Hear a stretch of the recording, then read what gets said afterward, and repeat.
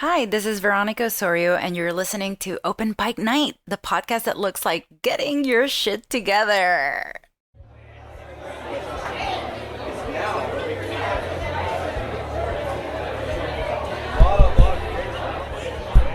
Is this thing on? Hello, hello.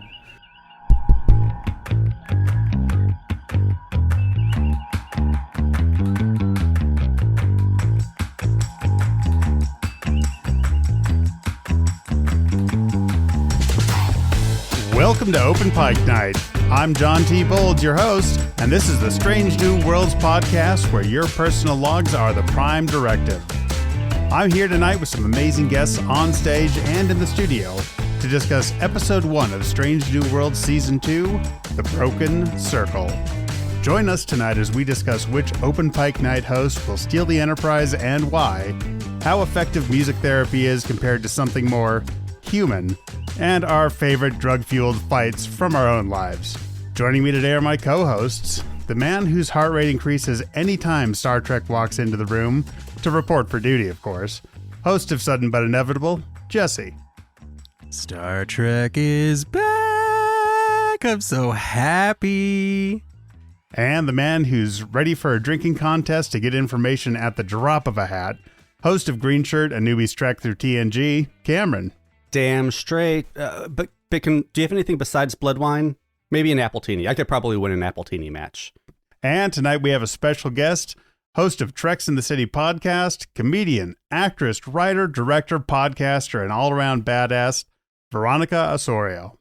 Hello, thank you for having me. Oh, thanks for being here. Absolutely. We have had a great conversation before we started the show, and man, callers, you're in for a treat. And there are a lot of you this week, callers. Yeah. Wow.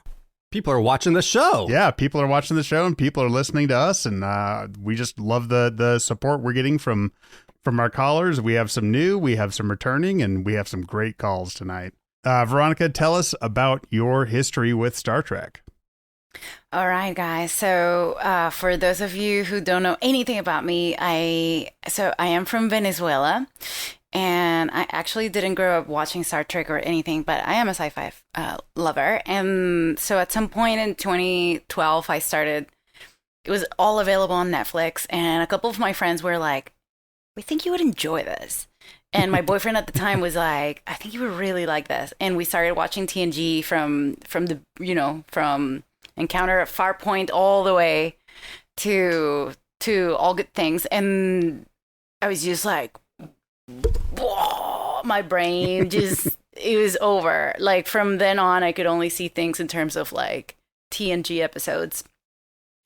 And then, of course, we started watching DS9. And so I didn't grow up with it with like a lot of my friends or the people that we've had, whatever. Point is like my co-host, Alice, I have a Star Trek podcast called Treks in the City. We finish all of TNG from the beginning to the end. I honestly, it's like my entire vibe is like TMI. And today I was driving around like, oh my God, I wonder what's in those archives. Like every time I tell someone like, yeah, you should listen to it like and watch TNG alongside with us. I'm like, but not you, Mom. Oh, not anyone near me right now, like at this point in my life. I converted to Judaism, like all of that. Like I had so many lovers and breakups and things, and it's all public. But it's all public within the Star Trek fandom, which I believe to be the kindest, most beautiful fandom in the world. So I honestly feel like it's the only safe space, and it's so niche and specific that yes, there's millions of us, but no one would like shame me. So I feel safe. I don't think I would do this in like a more public, general topics podcast. Okay. So Okay. That's me. And then my co-host Alice Wetterland, who's an amazing stand-up comedian, actually, and maybe more appropriate for this theme of the podcast. We had the same manager, and we both Star Trek, girlies, and then we're just like complaining about the fandom not having enough female perspectives. Because like, honestly, what I care about is like Haven 2, what are the outfits? Like, what's Riker gonna wear?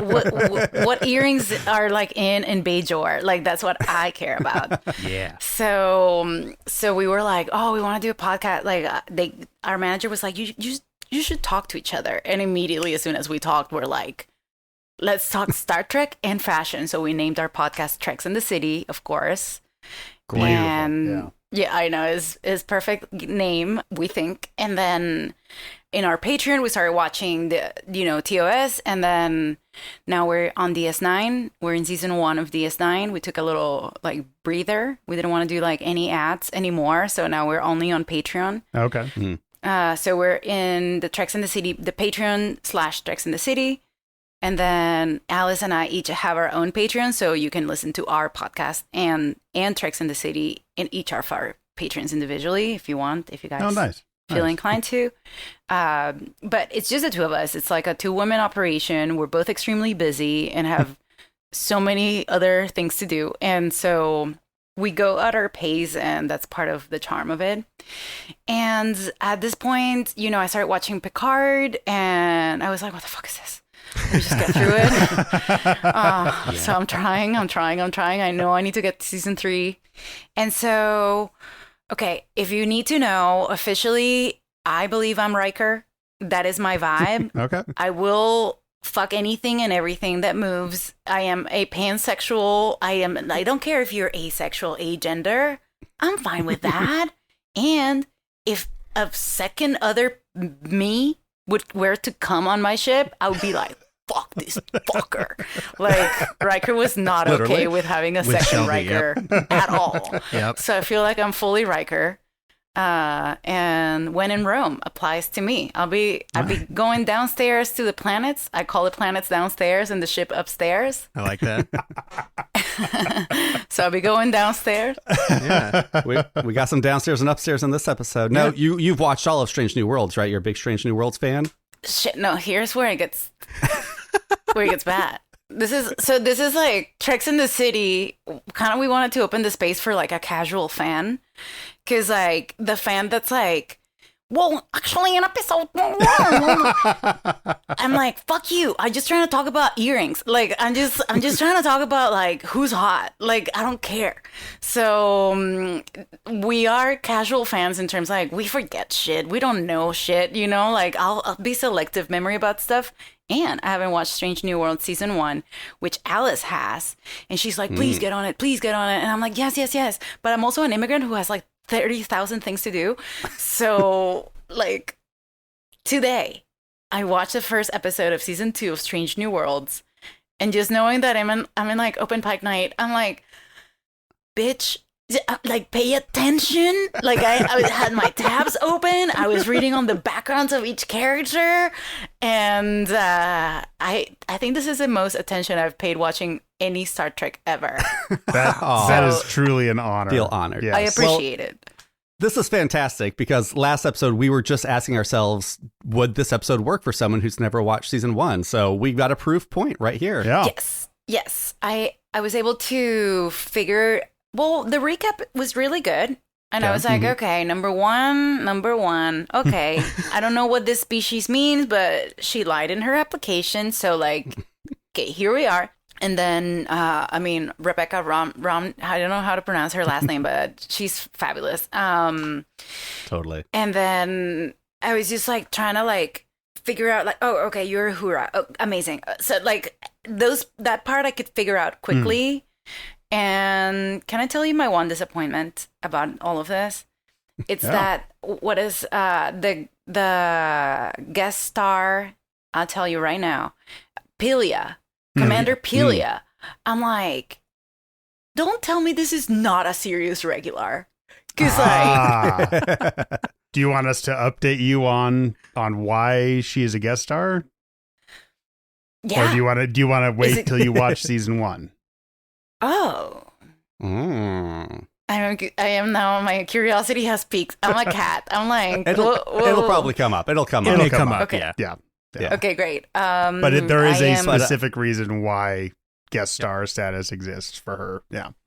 Okay. There's a specific quality to like a woman who knows what she's like, someone who can say techno babble as if they were drunk. I'm like, that is a special category of acting. Yes. This is true. This is true. I hope that was the casting call for the Carol Kane answer. That's a great casting call line. Only her and Jennifer Coolidge actually could pull this off. Oh, man. We got to get her on this show now. She's got to be an engineer imagine? at some point. Yes. But could Yes. she play, like, would you want her to do the Jennifer Coolidge in universe also? Or yeah. would you want her to, like... I wanted Jennifer Coolidge Orion. Oh, Right? Okay. Green skin Jennifer Coolidge. Okay, I yeah. can fucking get behind that. Yeah. Yes, for sure. That's a good call. I think me and Veronica are going to co-write a Star Trek script before the end of this. I think that's a great podcast. idea. What Star Trek characters do you each identify yourself with? State your character. That's fair. So I She can did- figure she you did out. say Yeah. one. Yeah, that's true. I mean, we've kind of had this question before. I know I picked O'Brien. You're O'Brien? Definitely. So you're really cranky about Bashir. I absolutely understand. Yes. It's like, yeah, I can empathize with that. Having only watched 3 episodes of DS9, am I allowed to say Bashir? Oh, shit! First 3 episode Bashir, anyway. I don't know. You might regret this choice. But that's fair. My life is full of regrets. So are you only hitting on people all of the time like you're a golden retriever? Not really, but when I do, I'm about as successful as him. So Okay, accepted answer. The answer has been Say- accepted.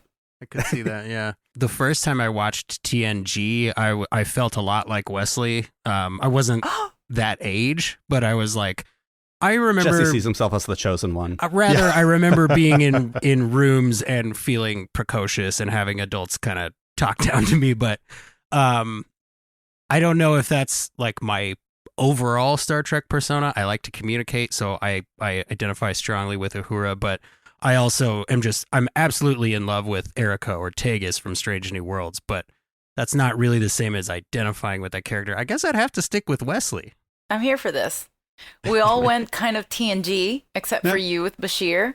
Yeah, I think TNG it's the standard, honestly. agree. I mean, maybe Jordy. If I had to go TNG, I'd say Jordy.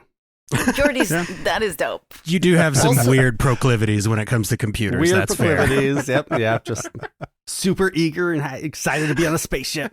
Also in Treks, we always say, like, you know how like they set up Geordi in the Encounter at Farpoint. They're like, oh yeah, this like visor gives you a headache and there's no way to solve this. So like through the entire show, we're like, remember Geordi is in excruciating pain as we speak. Never forget, Geordi has a mild headache at all times. There's just no winning for poor Jordy. He's a man with a headache. That's it. You know? Let's jump to a listener call in. And Yeah, we have several calls tonight, and Mariah returning to the Open Pike Night Stage. Let's hear what she's got. Hi, Open Pike Night. It's Mariah. This is my 3rd attempt at recording this because the first attempt was mostly incoherent screaming about how excited I am. The second attempt, I went on a long rant about how Babs is an amazing actor, and I feel like I saw so much backstory in just his face. And I stand by that, but it didn't need a whole minute and 30 seconds to say that. Okay. But I do want to spend some time talking about the incredible on-screen chemistry between Chapel and Mbenga this whole time. It just came to life. I feel like I could picture the emotional backstory. I could picture what they've been through together, even though we don't have a lot of the details. And I am so riveted to this relationship in a way that I didn't even know I cared about until this moment, and I really care about it now. I can't let everybody go without talking about La'an drinking a Klingon under the table. Chef's kiss. That was excellent. I'm not sure about the cinematography. The handheld camera, the spinning, the inside the transporter beam, it felt like there were too many ideas of like, ooh, we can do fun things. And I'm a little bit worried that it's all going to feel a little bit like a jumble because this felt a little bit like a jumble. Other than that, oh, I'm so excited. All right, Mariah bringing a handful of topics to the Open Pike Night Stage. We have I'm just going to say it. We have a lot of people who talk about Mbenga and Chapel tonight, so we're going to let some of those calls build up. But I figured it's a good time to talk a little bit about meeting back up with La'an on the planet after she left the ship last season. So what'd you guys think about that? Well, I mean, this episode definitely, it's ambitious. It's doing a lot. That's going to be a theme in my comments from here on out, is the ambition. But yeah, I definitely felt like, all right, this is a loose end from last season. We got to tie up. And I don't know, they tie it up. I had kind of wondered personally, like, are they going to put La'an in fewer episodes? Like, is she not going to come back till episode 3? Are they going to save her for a Deus Ex Machina moment or something? So I, to your point, Cam, they wrapped it up, and I am so glad that they did, because we talk a lot about loving the character serialization despite the episodic structure, and I really feel like they nailed that with this episode in particular. Like, everything that they told me would matter in the recap mattered in the episode, and then they tied up a bunch of threads and set up a bunch of new ones. And I honestly think that, to the point of Veronica having this be her first episode, I think this is a great first episode for somebody to watch of Strange New Worlds, because I do think it is a ton of fun. Yeah. So Veronica, what did you think with them going down to meet La'an on the planet? Like, how did you get enough from her part of the storyline to understand what was up? Honestly, not that much. But when I researched her, I'm like, okay, relative of the con. So I'm like, okay, this is where we at. This character is important. And so I was immediately paying a hell of a lot more attention. Also, she drank that whole bunch of, shit without like throwing up. And I was like, okay. This is cool. This is my girl. So that's where I'm at personally. But I was like, well, if Spock, who's going clearly through what I would call a dark night of the soul, because like he's just going through this like tunnel of like reconciling the fact that he's has a rush of emotions, which immediately makes me crazy to watch the entire season immediately ASAP. So if within this like flurry, he's like, oh, please don't, Captain, please don't leave me. As like, please don't do this. This is not the time. I'm clearly fucking hard for this other nurse. Like, this something is up. Sorry. You're good. Right. No, you're good. It's not PC, we mark right? as explicit. Yeah, yes. no. Yeah. We're a stand-up comedy theme podcast. Sorry. I just need to like. So if he's like, let's steal this shit. Let's go. Like, just the fact that everyone's gathered around being like, it could be her. She could need us. It's enough for me to be like, okay, this is a series regular. It's like an important character. Clearly, she's in the recap. So yeah, it seemed like an important character, and I feel that they're just setting it up for during the rest of the season for it to be like a story that develops. So I didn't feel like it was lacking. Okay. I just felt like they focused on what they needed to focus on, and it was ambition. It feels like they're tying knots from the previous season and setting up this next season. It's a lot to always like season 2, episode 1, right? It's a little like, okay, there's a lot that like they has to be checked in order to like set everyone up for the rest of the season. And I feel like they did it nicely. I was enjoying the shit out of it, honestly. I don't know. It makes you want to know more. That's good. That's a good place to leave you. Yeah. I do like that, like you said, she is the descendant of an augment. So I wonder, it probably gives her an advantage in handling her alcohol around Klingons. Maybe. It might be a little bit of an edge there. Probably nothing too crazy. But yeah, like you mentioned, Spock and his emotional state, his immediate first reaction. This is, a guy that we know to be supposedly super logical. First thing, steal the ship. We're like not even convincing him to steal the ship. Because he just had an encounter with Captain Pike where Captain Pike said, I have faith in you. Yeah. And then he asked himself, you can see on Ethan Peck's face, him asking himself, what would Captain Pike do in this moment? He would probably just break the rules and deal with it later. So it's like, for me, there was a direct emotional line from him being like, I can't do this, to Pike going, yes, you can, to him going, then this is what I should do, because he has faith in me and my body is telling me to do this thing. So that must be the right thing to do. I loved that whole interaction. The whole group scene or the Pike and Spock scene? Well, both, but the group scene especially. But in the group scene, I loved it because you could see Ortega's, like, you could see on her face when they said, "So you're going to disobey the Admiral?" She made a face like, "I do that all the time. Like, we should totally disobey the Admiral." Like, for like, I feel like for context, that group scene where all they're sitting together, Veronica, we haven't seen a scene like quite like that before, where it's just, all right, we're all going to hang out and chat, not hang out for a war council or a, a plan or something, or It actually reminded me of one of the scenes from the comic. Yeah. Oh, yeah. We're deciding to disobey the Admiral. Oh, I don't know. That was my first bump, was like, we went from Spock questioning his ability to command the Enterprise to stealing the Enterprise in the cold open. I know we got a lot of stuff to do. I know we got those star checks to box check off. I tried. I swung and missed. Yep. But yeah, I didn't buy it. I wanted more motivation. Maybe if Chapel were the one missing, I would have bought it. Yeah. But. He's proving that he is not capable of commanding the Enterprise. As you know, you do badly at a job one time, you never have to do it again. So Yep. There you go. Speaking of dealing with his stress, we do have a good, really in-depth call about managing Spock stress. Here we go. Okay, hello, hi. This is Patrick, Dan, and Jesse from the It's Got Star Trek podcast. My name is Dan. My name's Jesse. Look at me. All right, quit fooling.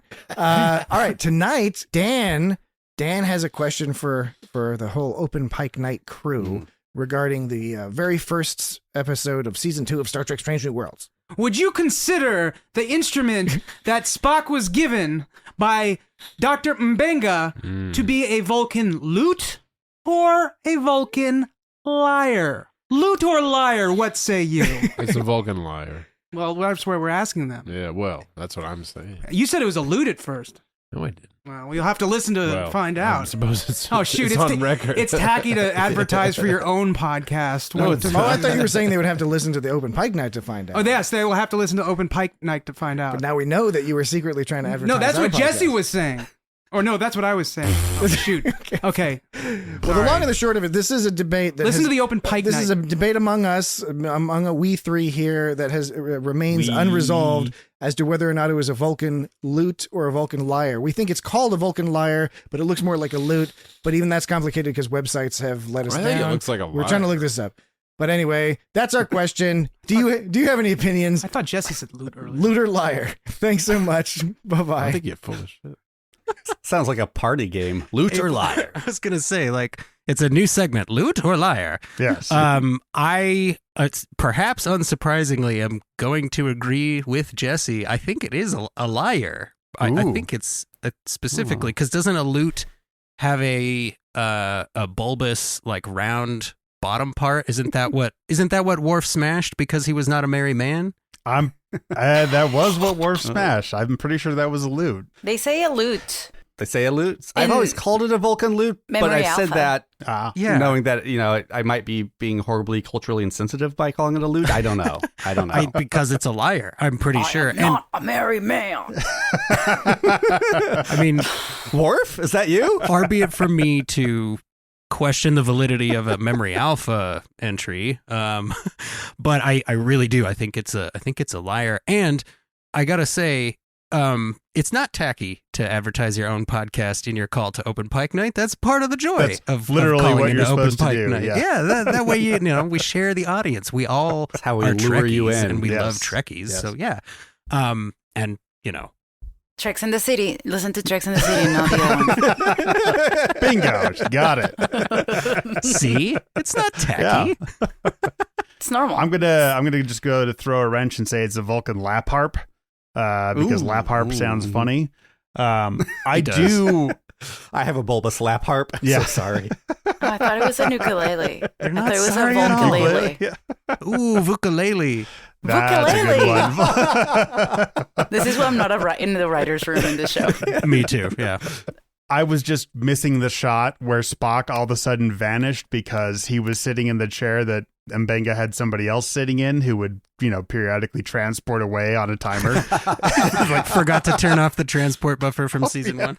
I'm just surprised how he has time. Listen, if I'm having one of those days where all my emotions are surfacing, Mhm. I'd be having zero time to like have a meeting, steal the ship, go drink, play the Volkalele, and I'm just like, how did he manage? If I have too many feelings, I need to just like sit in stasis on my couch, like. Maybe it's possible that he was on the same battle meth that Mbenga and Chapel were on later. True. Listen, that battle meth looked like ADD gold. I was like, could I? Yeah. For Could real. I? The focus goes way up. If my eyes could go, It's just called Adderall 3 or something at that point. It's like, Oh, yeah. I will write 100 funny jokes. I do. I love the liar say. I love the introduction of Volkalele. Volkalele, yep. Also, like, I mean, how many times do you get a chance as a writer to have like a diegetic, basically record scratch in your scene? Yeah. There's a little film nerd humor for you, but Yeah. I mean, I thought that was whole great with the levels. It was a great visualization for Yeah. Spock's. I And- do agree And with mental you. state, yeah. Cameron, do you mind? Can I call you Cam? Because I'm like, well, in what moment was he going from like scared little bird, like, no, please don't leave me alone, too many feelings for my own little teenage heart, and then suddenly he's like, yeah, let's fucking steal the shit. Like It's when his dad We're said, stealing the shit. it's when his dad said, I trust you with this house, and it better still be standing when I get back. And then he saw the keys on. He idolizes Captain it's when Pike. Daddy then he gave the keys to Spock, and he's like, no, I can't take them. And the It's like, second no he felt them, parties. Yeah. Yep. That's right. facts. This is what happened. Okay, I get it. You know what? I can get behind that part. Funny enough, I didn't know that this season, I didn't know that this group scene was like unusual for this specific show, but I felt it. Like when I saw it, I was like, what is this location? Spock standing there, and it's like the whole cast and like all the series regulars basically, except for we know like there's someone off planet, like there's someone downstairs somewhere, and then there's like Pike just bounced to go take care of like first officer, so we know 3 cast members are not there, but otherwise it feels like that's the first time I saw everyone on the show. So it felt special. I knew there was something like a standout about that scene. I just couldn't put my finger on it. It feels really So- TNG. It feels like a conference room scene where they would all be in one room talking to each other. Usually Strange New Worlds is like Pike and someone across his desk. So Right. it's like, Yeah. this was I loved this scene. And I guess one more parallel with Spock's music, it's interesting that he chose music as therapy so readily at Mbenga's suggestion, of course, but we know that he saw Captain Angel use music as therapy in the first season. So that's something that he was able to carry along. I'm glad you brought that up, Jesse, because there is a tiny moment in the scene when he's in his quarters playing the music, and Uhura, knocks on the door and comes in. She says, "Did I hear music?" Now, remember, when he went to Captain Angel's quarters, it was like she was rocking music, and you could kind of hear it through the door. I think that was them trying to be like, yeah, this is Uhura. She can hear everything. And so she's like hearing gentle strings being plucked through the door. That's a good point. I wouldn't have even picked up on that. So this episode, I'm curious, like, how did you feel about it? Did you feel that this was like exciting to you, like knowing what happened in season? I'm only bummed that if season 1 had any setup that a character may die or never come back, those are spoiler alert. Like it's already been spoiled, but I also kind of don't believe those that much. And I mean, well, Tasha Yar taught us a rough lesson. Yeah. And It might all just happen. all that I will say to you and anyone listening is Okay. that is an excellent parallel to draw. Yes. Oh. Yes. Oh. Mhm. No. But No, I I'm think scared. that question is a good segue, I think, to our next caller, Yeah. right? Armis. How did we feel? Let's hear from Tessa, and then we'll talk about how we felt about the episode. You know what? When I first got into Star Trek, my dad told me that when he was growing up, he would stay up way past his bedtime to watch TNG. And at the time, I was like, that is the most nerdy shit. What the fuck? But it is almost 2 a.m. and I am recording my call-in. Yes. So I guess that type of nerd shit runs in the family. That was a weird first episode. It was very Trek. It felt a lot like the alternate original series movies. It felt a lot like Discovery. It did not feel a lot like Strange New Worlds. I really enjoyed the first half of the episode. I thought it was really fun to see the crew be a crew and a family together.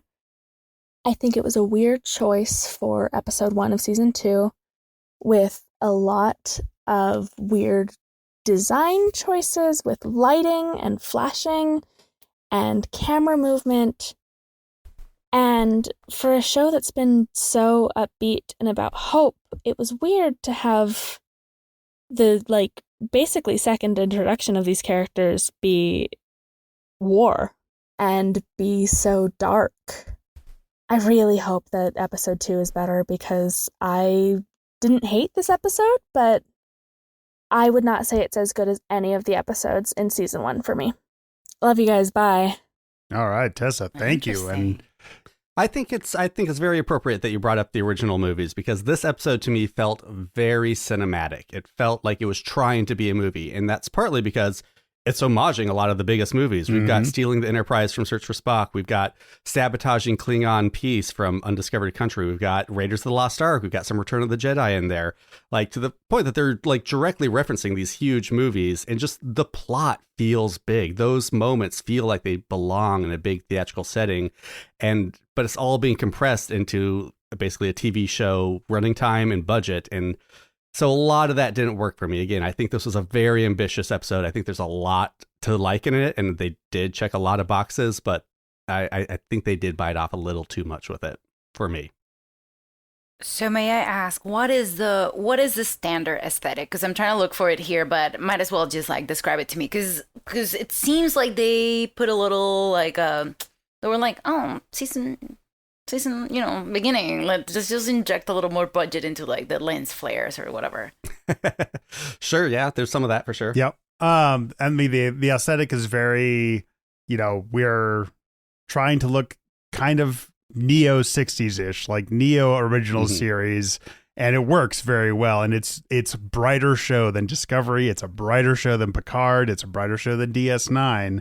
So the amount of it's not like they won't tackle heavy subjects, but this is a really heavy episode. I see. It gets heavy. Usually their heavy subject tackling takes place like in broad daylight in a gorgeous city on some kind of planet or something. On a floating paradise city. Yeah. Yeah, this is like, oh, gritty is new for this. They were dealing with PTS, and I was like, fuck. Is this like Discovery? The moment where Chapel, I believe the nurse, is like, hey, are you okay? Like, and he's like, I'm not gonna say this is not giving me flashbacks to this past shit. I'm like, oh, is this as heavy as Discovery? Because Discovery is dark, and there's a point where like vibrationally I cannot take it. Just like I'll rather watch Worf be mad at being a merry man any day. Like I like the silliness. Sometimes I just prefer it, or like a straight like diplomacy episode. I'll be like blah blah blah, yeah, but I'll watch it happily. Versus like heavy PTS, heavy war, heavy like anything that's like too intensely like dark. Sometimes I just don't have the space for that, Sure. And so I was wondering at that point, is this show a little dark? I would say this is comparable to the darkness from the first season. Yeah, La'an's had some. Yeah, La'an's had some stuff. And then episode 6 in the first season, there's no other way to say it. It's a dark episode. And it's also visually bright. Like, it's still very easy to look at. But within an episode, like with this one, it never gets as pervasively dark as Discovery does. Right. Yes, absolutely. You have post-traumatic stress syndrome, but you've also got Spock drinking a Klingon under the table. Right. Maybe not. Well, and you get the light and the dark. Well, and for me, this was definitely kind of just answering more promises from the first season, because we were told in the first season, hey, this character has a very traumatic history. And it's like, cool, but maybe show that to us instead of just telling it to us. And they do that here. And I really personally love this additional layer for Mbenga because I was going into this season going, I feel like they're going to need him to be thinking about some stuff from season 1 a lot. I don't want to spoil it for you, Veronica. But he's going to be like so focused on all this season 1 stuff, right? And they're like, no, he's a multi-layered individual and he's got a lot of stuff on his plate, just like all of these people have a lot of stuff on their plate. Yeah. And I agree with Tessa that it did feel a lot like the older Star Treks, and that's definitely something I liked about it. Having some Cold War tension is very Star Trek. Yeah, right. And for me, the only part that I don't really understand of Tessa's comment is that it didn't feel like Strange New Worlds, because Strange New Worlds to me has always felt like just pieces of other Star Treks with a great package, right? Like it's all about doing things we've already done in Star Trek. Now, if you're not into those storylines, that makes total sense. Like, but for me, I felt like it was Strange New Worlds because it was such an homage to so many different kinds of Trek. I just say real quick, it's probably fair to say this doesn't feel Strange New Worlds simply because Pike's only in 2 minutes of it. Sure. And Pike that's a fair comment with that perspective. 100%. Yeah. Yeah, I will say, like the first 16 minutes definitely feel Strange New Worlds and are absolutely my favorite part of the episode. And, it does this shape and it comes back at the end too. And I really enjoy it. It's like, they tried some stuff in the middle and it's not something we've seen before, but. And I think it speaks to that ambition that was mentioned earlier, because they were like, we can get away with not having Pike in this episode. And I think they do. Right. How about I would like this ship to go now? Well, that you are like setting up the next calls perfectly. Are you reading the outline? I think I'm just a instinctive. Absolutely. Well, let's hear from Almost our like next. you've been on over 100 episodes of Star Trek. I might be Troy. Honestly. Well, let's hear from our next caller and talk about go lines. Open Pike Night. This is Commander Zoe Richardson, acting captain of the USS Cinema, host of Backlick Cinema, the podcast. I just wanted to report that I've just watched the first episode of the new season of Strange New Worlds. I love the deepening of the relationship between a character, especially between Mbenga and Nurse Chapel. I also enjoy the more emotional Mr. Spock and the introduction of what I presume will be the new chief engineer. I am eager to see how that unfolds. And also that beautiful tribute to Nichelle Nichols at the end of the episode. So yeah, this was a good thing, I think. And I wasn't asked, but yes, we do have a go phrase, as it were, on the cinema. And around here, when we're about to go to warp, I say, let's bounce.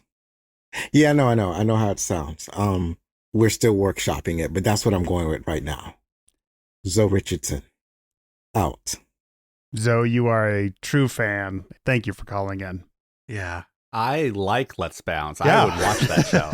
I think that should be the title of that Star Trek series. Honestly, Let's Bounce is like, that's my shit. Like, I'd be like, warp speed 5.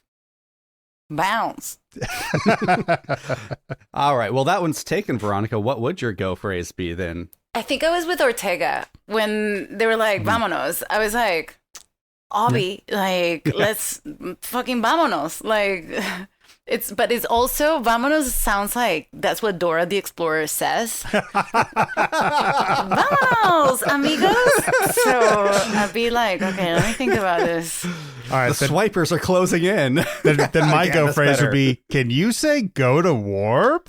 And then just silently stare at the screen. That would... Can you? The most passive-aggressive captain. Okay, there's only so many things you can say to, like, get something to just move, right? Mm-hmm. To go. Yeah. We know we have engage. So, I don't know. I mean, that's better than Cam's impression of Picard. Okay, I got mine. I got mine. All right. I'd be like, dale, you know, like dale. Ooh, I like That's that. very like also like I feel like if I go dale at the same time, I think I would have a DJ on the bridge. This is the future. I mean, come on. It's your ship. Yeah. Absolutely. You'll have it. This is your Captain Cereza. Captain Cherry sitting on the chair. Yo, I got a cool ass planet. We're gonna steal this ship. We're gonna head to this like amazing planet. Think Ryza, but Latino. Okay, everyone, warp speed 5, dale. Hey, hey. Just strobing lights on the bridge. I like it. I honestly, let's craft a show like this. They probably like the saucer starts to shake apart if the base gets too hard, and gotta straighten No, the saucer saucer. separation is actually built in. It's Yeah. Honestly, Well-known there's like fact. like those Uber neon lights all around the Enterprise outside. I'd be having like a fog machine in the bridge. This would be my ship. Every captain is their own, you know, Yeah, that's right. That's right. Absolutely. person. yeah. But I that'd be just, me. Everyone would be trying to get transferred to your ship. Yeah. Yes. I figured out which ship Yeah. I want to serve on. You guys. Erica Ortegas herself, Melissa Navia, did post this question on Twitter, and I had to go with and action. Oh, that's a good one. I gotta stay on an brand. action. Yes. Yeah. As an actress, I'd be like, yes, That's right. That's right. it would And work everyone on in me. Starfleet is just want to be actors. So yes. I It would work for me. responded to the same thread, which with probably what's not cool, but what I would actually probably say, which is ready, Freddy? As long as Queen starts playing after that, I am there. I mean, that could work, but you know I'm deeply uncool, so. Yeah, you picked Wesley, and now Ready Freddy. Oh, I've made peace with it. Like, I can't be I'm like- embarrassed more than I already have in my life. But you identified with two cool characters. So I'm here for this. You identify with Ortega. You know, like, okay. Yeah. Okay. Oh, yeah. Okay. Who you look up to. She's a very good friend of the show. We owe a lot of our audience directly to Melissa Navia. She was Yeah. our first Mhm. interview ever. So The reason you're here is Yeah. Yeah. If you were gonna be cast in the show, knowing your body type, like it's knowing your like face, knowing what you read on camera, what do you think would be your role in what show? Any show, Ooh, any time, Any Star Trek show? any Star Trek show. It could be TNG, DS9, DOS, Discovery, Picard. Okay. All right. I would be an extra. You're I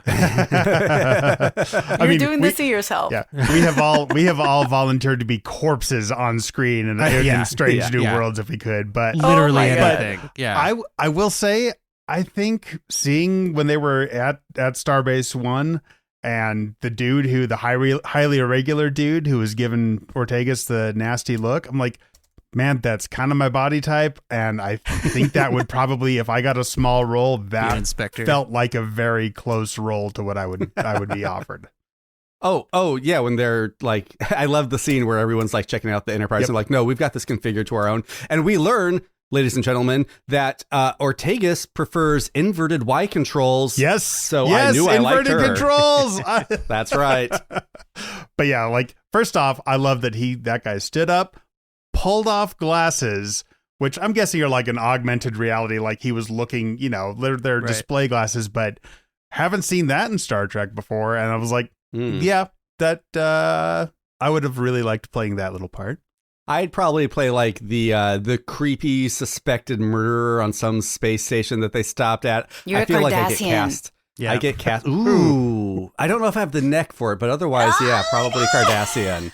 No, you Yeah. didn't. You can work out. It's fine. Yeah. Well, they got long neck. They- Isn't that how you get a longer neck? Is by working out? I don't. Yes. Yeah. There's gotta be some special muscles to work A out stretch. with this. Yeah. they put you on the rack. Little cheek weights that you gotta lift like this. I don't know how you achieve that, like it. honestly. I would have to be in communications because I just want to be able to wear headphones. Like I wear headphones at work sometimes. Like I need to have audio input, so that's probably where I would end up. But Go communications, somewhere in communications, but like on the bridge is so much pressure. although, okay, sure. like Chef on Enterprise would have been fun if they had actually given Chef a role. Like, Ooh, that you're would have like been fun. You're like that guy who cuts Picard's Yes, no, sort of a Mott the Barber level. Mott. Yeah, exactly. I would love going down in history with that level of role for Star Trek. Giving unwarranted advice to all the command crew. Honestly, like 3 episodes in a show and somehow everyone knows your name. It's a pretty amazing. Right. I'll take it. Right? Yeah. That's a legacy right there. That is a legacy. That is something. I feel like I'd be boringly cast as like a Bajoran. Mm-hmm. I think I have the face for being a Bajoran or a Betazoid. That's just as a photograph. Like if I see my photo, I'll be like, oh, she could be here. You know, that's where I would put myself. Okay. I would love to play. I think I'd just love to be like a fucking Riker, man. That's all I want to be. It would be cool if Riker had a not a descendant, an ancestor that, you know, really created the Riker mold, and he's like, I'm just trying to be like Grandma Riker, you know, like Man, you have got to watch season 1. Like, I'm here. You're going to call in and let us know what you think. You have already caught me. Like it is. I'm like flying molasses. I'm in. It's over for me. Why does everybody describe being on our show like that, you guys? It's like the 9th time. What happens? It's the effect you guys have here. I don't know what to say. All right, who we got next, Producer John? Next up, we have Abby Summer returning to the Open Pike Night Stage. Hey, Open Pike, it's Abby Summer from the First Flight podcast. And whew, this was an awesome start to what I can't think would be anything other than an amazing season. I know you guys are going to get plenty of calls about other stuff, so it's true to form, I have to call in and just geek out about the costumes for a minute because, the details, the levels, all of the different grommets, all the different textures, the hoods, the boots, like this was a costume nerd's dream. And I have to say it was made even better by looking at Celia Gooding's Twitter and seeing her post some fun behind-the-scenes pictures of hers in her outfit. And she's got a little pouch pocket, and she said she kept snacks in it, which is probably the coolest thing that I've ever heard and makes me love her even more. So I am so excited about this. The costuming made me so happy. This script made me happy. Everything made me happy. Bring on next week. And you guys keep doing the great job that you're doing because I give a little squeal of happiness every time I see Open Pike drop in my feed. Be well. Oh, thank you very much, Abby. And we had costumes galore in this episode. Oh, man. 100%. Costumes are great. I mean, you said it all, Abby. I can't add to that. It's, grommets. In a piece of, fun Trek lore, I think that the hood that La'an is wearing is the hood that Georgiou was wearing in, I think maybe season 2 or 3 of Discovery. Oh, shit. It's got that like giant thing. Yeah. And it's like, reusing sets, reusing costumes. I'm here for that. I just, and I think we mentioned this last episode, but Bernadette Croft is up for costume design Emmy this season for season 1 because of when it was released or something like that. So definitely support that campaign on Instagram.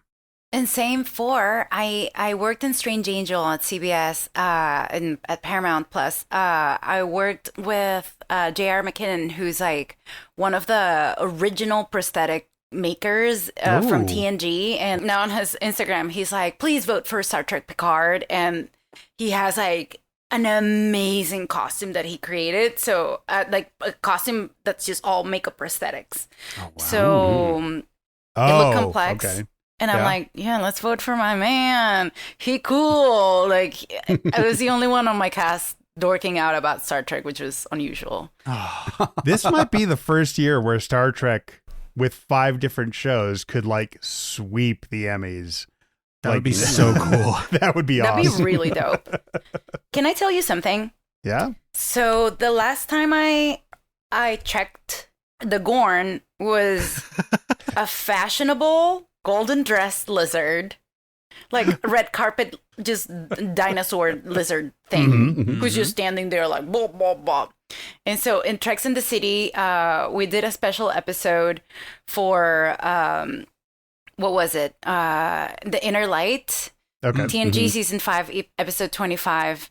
And so Alice, my co-host, created a song for Gorn that was like based off of Torn. So it's like nothing's fine, I'm Gorn, I'm all out of faith, this is how I feel, I'm cold and I am scaled, lists are laying on the floor. So there's more. You might get a chance to dust that off again if you watch season 1 of Strange New Worlds. Okay, I'm ready for that because that Gorn, I think this is the villain that we have made the most amount of fun of in all of the Star Trek universe. And to see that it return as a serious threat, I'm like, okay, Gorn, you've come a long way because last I checked, you were standing on a rock with a golden dress. Yes. I will say, you've come a long way, baby, would be a very appropriate line to say about Gorn. I just think it's so funny that they decided to revive the one villain that we have laughed and laughed at so much. I honestly think that's why they picked it. They were like, they're like, what's the greatest challenge? I think would be to make this species a serious threat. And I think that's why and they bravo did it. for Natalie Imbruglia callback. Like, seriously. Extremely curious about this Gorn decision. Man. That's what I'm going to do tonight. I want to watch fucking Strange New Worlds and get into this Gorn bullshit. Yes. Yes. Where do you expect this season to go? Like, what is it that you would want out of this season? I am known as the fanboy here. I'll take whatever they give me. What I want is more of this, and I am happy to report that episode runtimes this season are longer than they were in season 1, and that makes me very happy. See, and with that, like, I don't know why they didn't just make this season 2 pilot like or a movie, premiere, full length, an hour and a half. Just make it I think with an extra 20 minutes, this episode would have like been perfect for me. It just needed a little more room to develop what they were doing in some parts. That might be the first time I've ever heard you say you thought something needed to be longer, Cameron. So I'm going to take that as a good sign. This is a big story. This is a really solid Star Trek movie idea crammed into 52 minutes. And actually one of our original callers has something to say about that. Hi, this is Peter again. Overall, I enjoyed the season premiere episode. It was a good development story for Spock, M'Benga, and Chapel. Spock in Command reminded me of one of my favorite TOS episodes, the Galileo 7, in which Spock was in command of a maroon shuttlecraft. Here, he showed his developing leadership skills, which included making the decision to not follow Starfleet's orders and instead steal the Enterprise to rescue La'an. One of my favorite parts was the introduction of Carol Kane's Commander Pelia. I haven't seen her previous TV shows or films, so I wasn't sure what to expect. After her first scene on the bridge, in which she helped Spock, I started to like her. Her character is intriguing and mysterious and reminded me a little bit of Guinan. I look forward to seeing her in future episodes. M'Benga and Chapel also had some good scenes, although I wasn't a big fan of the super serum and the subsequent fighting scenes, which in my opinion lasted too long. I also like the origin story of Spock's Vulcan lyre and the dedication to Nichelle Nichols at the end of the episode. Overall, I thought it was a good start to the season, and I look forward to hearing your thoughts about this episode. Thanks, and live long and prosper. Thank you once again, Peter. And I mean, he brings up a lot of good points, but I think we're at the point of talking about battle meth and and how we feel about taking drugs to get in fights, because that is probably the most divisive scene of this whole episode. Surprise, had no problem with it. Partially because I've seen Kirk fight Klingons and thought to myself, shouldn't he not have a chance, like, at all against a Klingon? And I get it, you know, canon is fluid, and I'm always the one to say, like, I don't really care if they stick to canon as long as they tell me a good story. So for me, it almost felt like they knew, okay, Chapel and M'Benga need to fight their way through some Klingons. How can we make that work? It has to be some kind of augment thing, right? And I personally feel that it fits with Chapel because she's like, hey, we shouldn't be doing this. Like, why do you still have this on you, man? I thought you were past this. But she's an expert at genetics, right? She did the temporary genetic manipulation in season 1. Like, that's what her science is about. So I feel like it really added for me to their backstory, to Chapel and Mbenga, to have him just pull a vial out, her know what it is immediately, and she immediately deduced his plan. What and if she's the one who made it?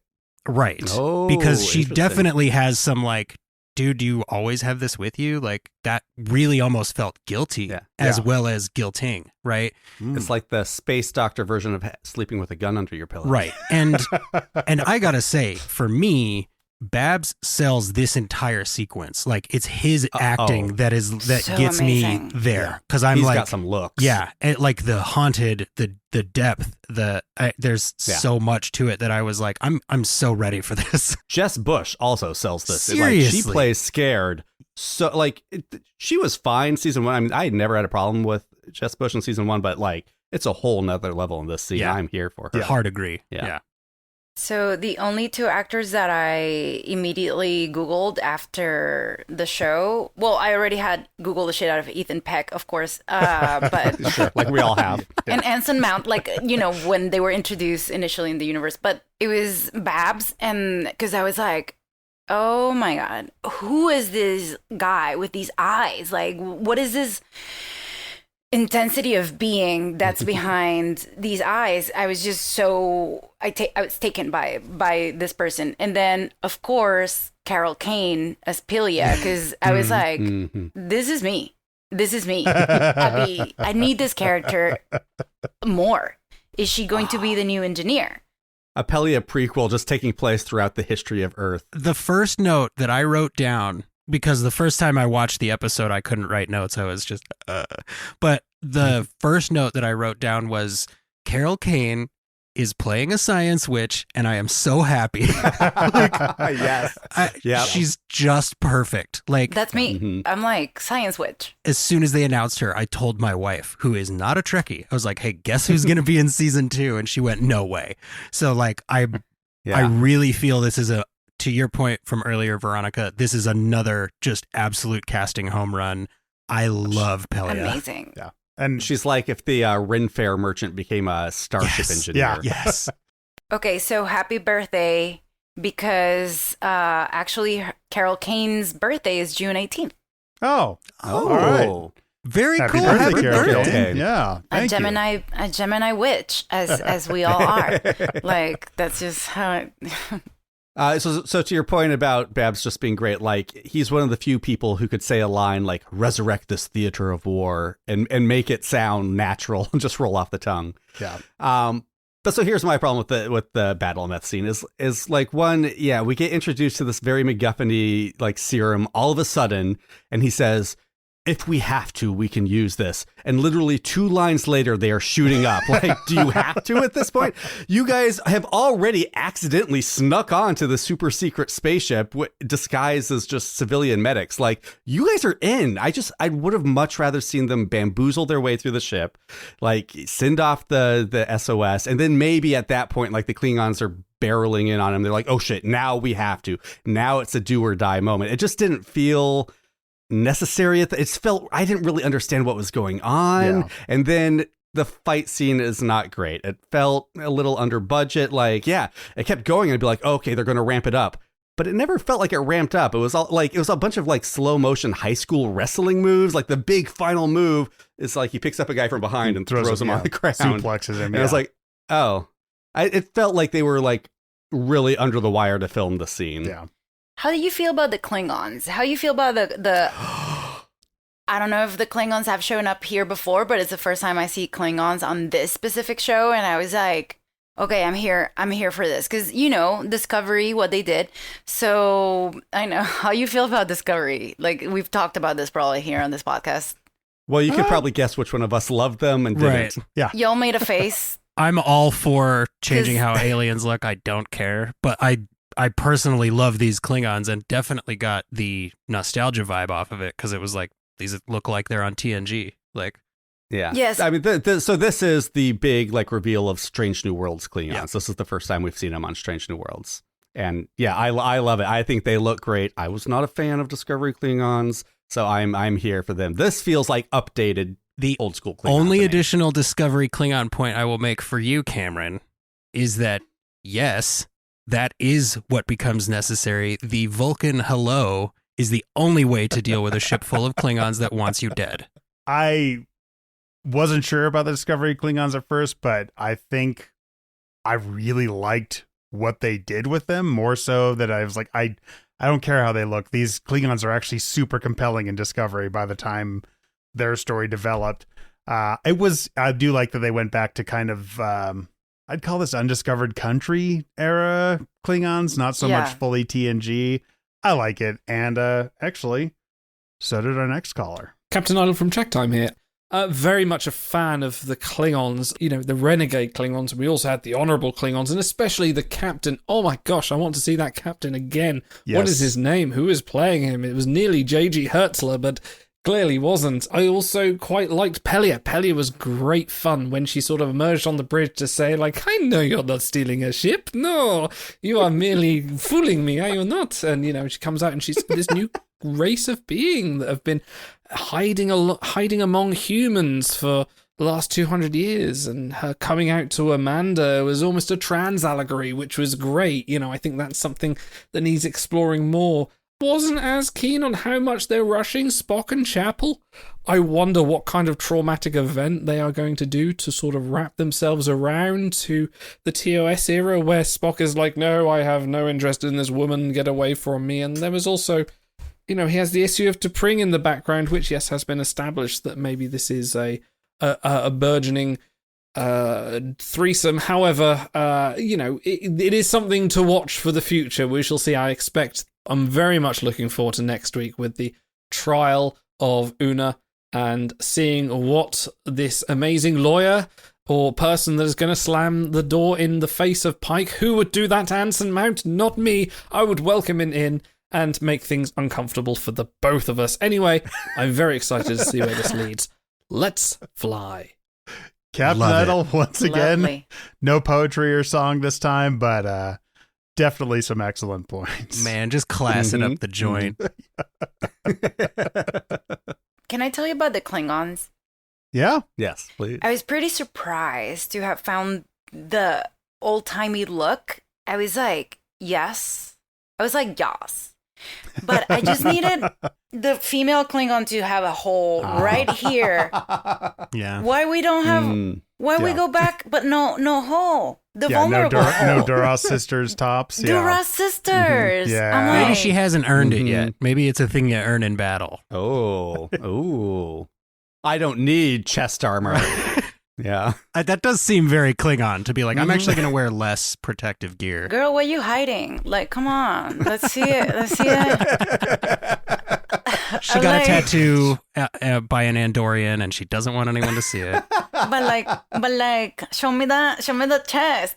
That's all I care about with the Klingon females. I'm just like, because originally I was like, this misogynistic fucking costume design where like Klingon females have literally the most vulnerable, potentially deadly part of their bodies exposed. But then I'm like, but it was nice. It was nice to look at. Maybe by the end of the Strange did. New Worlds Klingon stories, there will be a hand-to-hand fight with a female Klingon warrior, and her uniform will get ripped and expose the keyhole, and it will distract her that's enemy, and she will slay him, and it will become like, this is The legend. fashion. This And is- Bernadette yeah. Croft will have a cameo as a Klingon Yes. designer. Yes. That goes, I like it. We're doing this for the whole fleet from now on. Yep. Now, okay, I had an actual epiphany while Captain Idle was talking, John, sort of along your lines of, here's how this will go. Clearly, what is going to definitely happen, and this is not based on any episodes that we have seen. We've seen the first 6. This is based 100% on what Captain Idle just said. What if Captain Angel comes back and knows this time the way to get to Spock isn't to go mess with T'Pring? It's to mess with Chapel. And then Spock realizes, oh, my emotions can actually put the people that I care about at risk. going to shut that right down. Like, that seems like a very Spock thing to do to me. I have probably level 2 goosebump right now, which I think means it might happen. 2 out of 10? What are the goosebump levels here? Good question. Bring me into your goosebump scale. It was totally off the cuff, but I was going out of 5, I think. Because 5 would be like, hair on the back of your neck, goosebumps everywhere. This was just my ghost. arm. So, yeah. Mm-hmm. Okay. How many goosebumps in a patch of goose flesh? Yeah. This is well, true. It's a good question. across the pond, I believe they call them goose pimples. So I want to make an attempt to speak Is this true, Captain the Ida? correct language here for this. Yes. Okay, well, according to the outline, I believe we're supposed to be talking about Pelia now. So I do want to talk about Yes. Pelia because, oh my God, is she so horny to steal this ship? Oh, yeah. I have paid $4.99 a minute to have people talk to me in that tone of voice. Everybody is But, like, horny this whole episode. I don't know if you noticed. yeah. Like, Everyone is horny in Star Trek all of the time. All This the is time. the only This is reason true. I watch this show. This is the only reason I'm in this fandom. I only care about the level of horniness that everyone low key and high key is always showing at any time. okay, Veronica, Strange New Worlds is the Star Trek It's for you. so horny. This show is wonderfully horny. I Yes. am literally the only, this is like, how do you attract like a Latina girly girl, fan girl into a Star Trek universe? You sit her down and you watch Strange New Worlds with her. It's the horniness. Well, Veronica, we are going to have a ranking the top 10 butts of Star Trek episode one We day, are. so you have to call Yes. in Yeah, for once- that. I need to. I'll be upset with y'all if you don't invite me to this. But it was started as a joke last episode, and it's like, no, this is actually probably an episode we have to do now. Is the best butts of Honestly? Star Trek? So Yep. So can I tell you more about Klingons? Sorry, but it's just like I do. Please. I know I realize my neurodivergent ways, but it's this is the thing with Discovery. This is what I always thought as a person who comes from a different country, right? Where like alien races in Star Trek are often portraying. In the past, where Star Trek was like a caveman Star Trek, TOS, there kind of hints at racial groups, which is not great. Not great. We've evolved far past that, but it was what it was, because you can kind of map it and figure that out. So I was thinking like Klingons, but in reality, Klingons are the type of race or like alien race that was like, your Federation bullshit is bullshit, and we are a war race, and this is how we do our thing. Do not impose your like peace and love uniform bullshit on us. And in general, Alice and I make this point that Star Trek and the Federation tend to be very like Federation centric. So like we are correct, we are bringing the peace. We like so, and sometimes like there's native indigenous races that are like no. This is not our way, and it simply won't ever be. So in Discovery, I can kind of get behind the point where like Klingons are only speaking in Klingon and they look different and they're like distinguishably different. They're not humanoid as much. They look more like it's their own biology almost. yeah, To be more like, no, we shall not be like Federation washed, like whitewashed, by like the Federation in our race. Remain Klingon. Yes, will remain Klingon. So as someone who comes from like, I am a descendant of like an indigenous group, and also from my ancestors are Black and also Spanish. So like I have all the like kind of like the colonization merger in me. I am like, yes, more of this. I kind of identify with this like rebellion and making the Klingons radically different on Discovery. I was juiced up about slapping the Federation in the face about being too correct about everything and radicalizing that a little bit. But seeing the old-timey Klingons is nice. And when they were fighting like this, I was like, those prosthetics are gonna fall. Like, in the fights, I was like, these like forehead things are gonna like fly out. That would have been amazing if you'd seen M'Benga on the battle map just like rip a forehead off. Now, he did do a double ear clap now because they he have did. 4 eardrums. What does that mean? Are they like, that's why the guy stands back up, right? Well, don't they have 2 livers? Like, how did La'an drink him under the table? I think there is definitely supposed to be some subtle like La'an may have more of her ancestry in her than she's aware of, right? Like, because I mean, she went toe to toe with Una in the first season, and that shouldn't have been doable, I don't think. So there's definitely some suggestions going on there. And to I your was point, wondering. And to your point, Veronica, about the disco Klingons, I feel like they almost gave their thesis on them like right up front when Burnham says it would be unwise to confuse race with culture when she's talking about the Klingons. And it's like, that's like the writers going, here's what we're going to do. Right. And I really feel that added a lot of strength to it. And yeah, I mean, people know that I was kind of hoping they would put disco Klingons in here just to piss people off.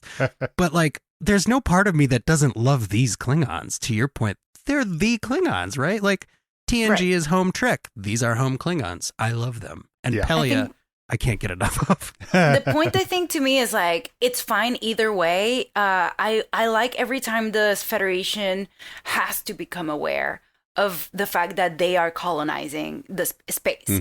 So I don't like saying this. This is not my favorite position to have because I'm also like, I'm Riker. But it is true that this is a show about like humans have gathered, like they're colonizing, even though they're respectful about each planet's ways. You just, once the Federation, you're part of the Federation, United Federation of Planets, you do have to enter certain standards that are defined by the Federation. That are not your autochthonous, like indigenous, native planetary ways. So you're gonna love episode 2. Anytime like they bring up this subject, you know, I'm here for this. I just want to discuss that part. What you express is very much the Strange New Worlds vibe, which, I mean, to Jesse's, they kind of state in episode 2, which is like, yeah, Starfleet's not perfect, but we try. Right. And it's that kind of like, yeah, we are going to look at these problematic elements from the past, but we're also going to keep that positivity and love that was in the past episodes 2 series. Yeah, like that thesis is said out loud in season 1 in the goofiest episode that also then deals very seriously with that subject. Okay, cool. So I don't know if this is worth it, but you fully convinced me to watch. Oh, good. Very cool. You knew I was going to. No, but that's like the essence of our show is to get people to watch Star Trek and then talk about it. So you're converting, you're Christians, you're the Christians of Star Trek. Look at us.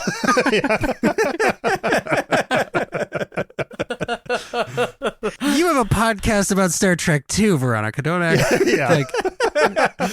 Ours is a mess, but I do get into these topics because I'm always like fascinated about it. Like we talk in universe and out of universe, right? Like I wonder what the mindset of the writers were at the time. Like why did they write Troy like this? Why not just the plot problem of like having a Betazoid figure the plot out, but like why are all of her important episodes this like attack on her person, this like alien rape trope, mental rape, you know, like, or emotional, whatever, and I'm just fascinated by the entire thing because like ultimately I believe in the Federation. I believe that what is happening is like it's so well built so that what John was saying can happen, so that the people who are human doing human things but are maybe necessarily not, they're selfish or destructive, can be found out and like not allowed to execute their like terrible plans. But ultimately, to me, the where I get juiced up watching Star Trek is when we go to new worlds and new civilizations and we discovered interactions that are out of this world that we couldn't have figured out otherwise, because like, yeah, you gotta kill yourself when you turn 60 and that is our culture. Please do not try to stop me from doing this. If you love me, let me kill myself. Or, you know, all of those things. Such a good episode. I know, so good. Or like the Inner Light, where like Picard now has to carry a second whole other life that he lived inside of him, so he carries a whole culture inside of him.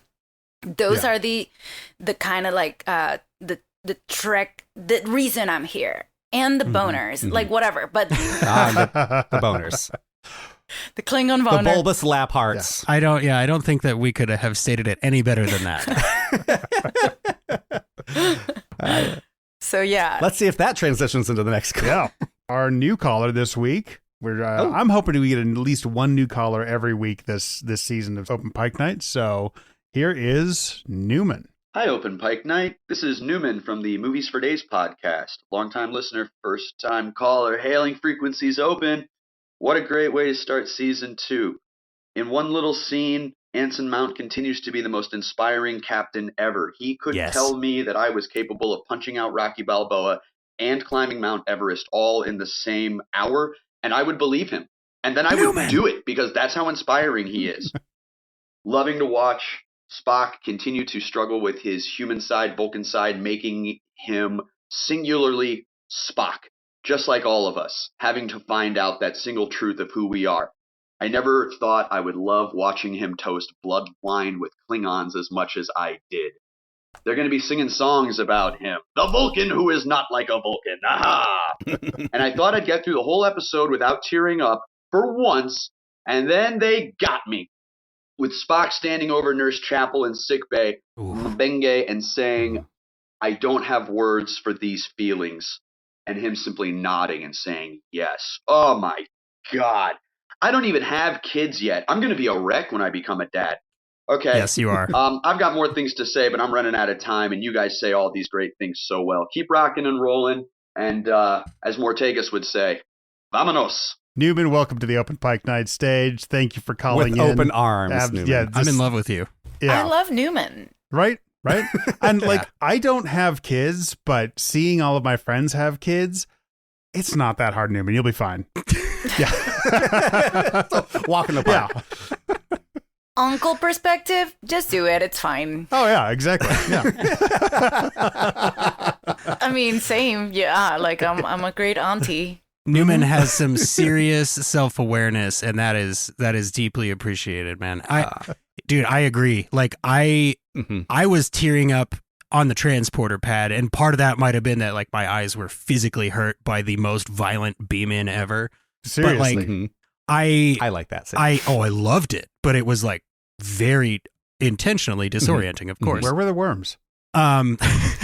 So I was torn up there because Ethan's delivery of "you do not die" was like, is he saying like, I have seen some of the future and you don't die? I know. Or was it like, I cannot handle you dying right now? Like it was definitely a combination of emotion. It felt and, like a witch. And fact, it right? felt like an incantation that where he was like focused, so intense, and he was like, I was like, is this like a Jedi superpower shit? Like, is this a Vulcan? It was intense. Extra power that we haven't checked out before. Like, you do not die. Mm-hmm. I loved it. Well, and we know Vulcans can transfer their Katra if they need to. So it was bewitching, that moment, honestly. The moment before that, when he fires on the ship and thinks he killed her, like with the closed eyes, and I mean, that is such good. It's like he watched the scene from Memento Mori where Anson Mount does the kind of same thing, and he's like, I can do that with just his and expressions. He's pretty good. I mean, that followed by the transporter, followed by the sickbay scene. Yeah. That was some of the best. Followed by the drinking scene. Followed by the yes. The range from everyone in this episode alone, and I mean, Spock was enticing. Yeah. Mm-hmm. The actors bring so much more to the script than, would be there with another set of actors. And again, I think that just goes back to perfect casting, as Veronica mentioned. Like, I mean, Spock's arc in this episode is so good. When, like, from the beginning, I have these emotions. I don't think I can be captain because I open myself up to these emotions. And like every beat of the way, when the Klingon captain, who is fantastic, tells like Spock, like, "Oh, you're not like other Vulcans," and Spock goes, "I guess I'm not."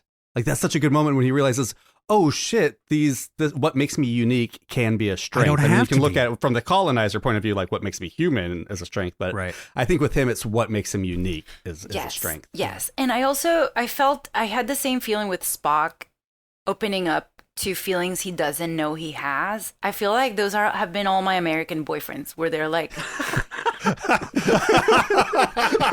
I feel like we're almost to a title of a book here. Like they're like, somehow I made them go to that next level.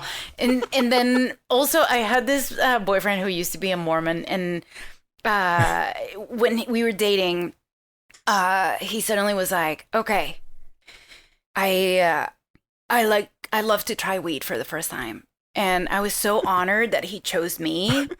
And I feel like Spock, like from the moment he was like, I don't know about this, to the moment he finished drinking, like he was hangover, I was like, this is Travis. This is what I did to Travis and weed. This is what happens when you open up. You were the Klingon captain, and I don't know what opened up Spock's feelings in the first place, because that seemed like it was weed. Like he a got big high. season. Oh, okay. It was a Latina girlfriend that brought weed to his life. Then basically. listen, they might have been. My house might be bugged, and like the writers. Actually, it was Chapel, so it's a blonde white girl. Oh, okay. So yeah, I don't know. I'm just watching this one episode. I'm like, I must see what happens to Spock in this show. What is this storyline? Because nothing more enticing to me.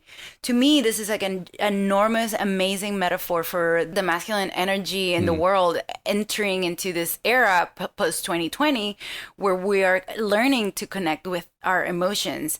So like, I feel, I don't know if you know this, but I'm a healer, I'm a spiritual person. I read the tarot and I do all kinds of it's a lot. I am a witch. And so, but I'm a good witch of the North. And so the thing that is happening right now that all the healers and the energy readers are talking about in this moment in humanity is the masculine is finally learning to get in touch with all of the emotions that we're never allowed to, which are so nuanced and so much more specific than you were taught maybe when you were children. So when Spock turns around and he says, I am feeling emotions I have no words for, no names for, I'm like, this is the masculine in the world right now. And the female is now getting in touch for the first time with rage, which is an emotion that was the no-no, right? As females, when you're little, they bring you into your groups and we talk about emotions and it's all we do. And like, we are so trained at identifying and scanning emotions because it's part of our survival. It's a part of the survival of our babies, but we socialize that to the point where it's like, it's been toxic, patriarchy, about it. And we're aware. And so I am just so interested in a group of writers getting together to write a storyline where it seems parallel to what I believe is happening in the world at large, where the divine masculine, regardless of whether you are identify as masculine or feminine, is opening up to all these feelings that they don't have a name for, and like being like, this is who I am. I am a fucking mess. And seeing that journey, this is what I'm watching Star Trek for. This is what I'm watching Strange New Worlds for. I'm just elated that you brought that up, because like one of the most commonly noted things about season 1 is the truly healthy, positive masculinity that Captain Pike displays as the head of the crew throughout. And I think it's great to see that is actually filtering, like down in the crew, so to speak, right? But like they're showing that actually has an effect on the rest of these people, because it's, a lot of people will complain, well, this isn't the Spock we know. He's too emotional. It's like, this is the Spock that's learning from somebody he trusts, right? Like this is where Spock came from. When we got Spock in TOS, this is what he had been through. And I'm just so happy to find somebody agreeing that I like the direction they're going with this, because this has been a very divisive episode, but like season 1 is very well liked. Yeah. Well, speaking of Star Trek representing the current world, I do love when Spock's talking to the Klingon, and at first he's just trying logic. Like it doesn't make sense. Why would we have fired on them before you could censor us? And the Klingon's not taking it like your MAGA uncle at Thanksgiving dinner when you try to throw facts at him. And it's when you go, nope, look, I got to meet you on your ground and just drink a beer, and that's how I'm getting through to you. Okay, and it works. But Klingons have more honor. You got to drink a beer with your MAGA aunt and uncle. And then you try to slip something in on the side when you're doing that. That's the responsibility we spoke about earlier. Part of being a society is you have to bring those people forward, even if they do not want to go. Like you find a way. Like, and I also believe that when we were in the era, like in the ancient times before 2020, part of like what our like default behavior was to like shut down to these like rhetorics and speeches and like ways of thinking. Well, I'm always like, well, I think isolation is what brings about these kind of like radical behaviors. So how can we bring them into the fold, even if they're like kicking and screaming?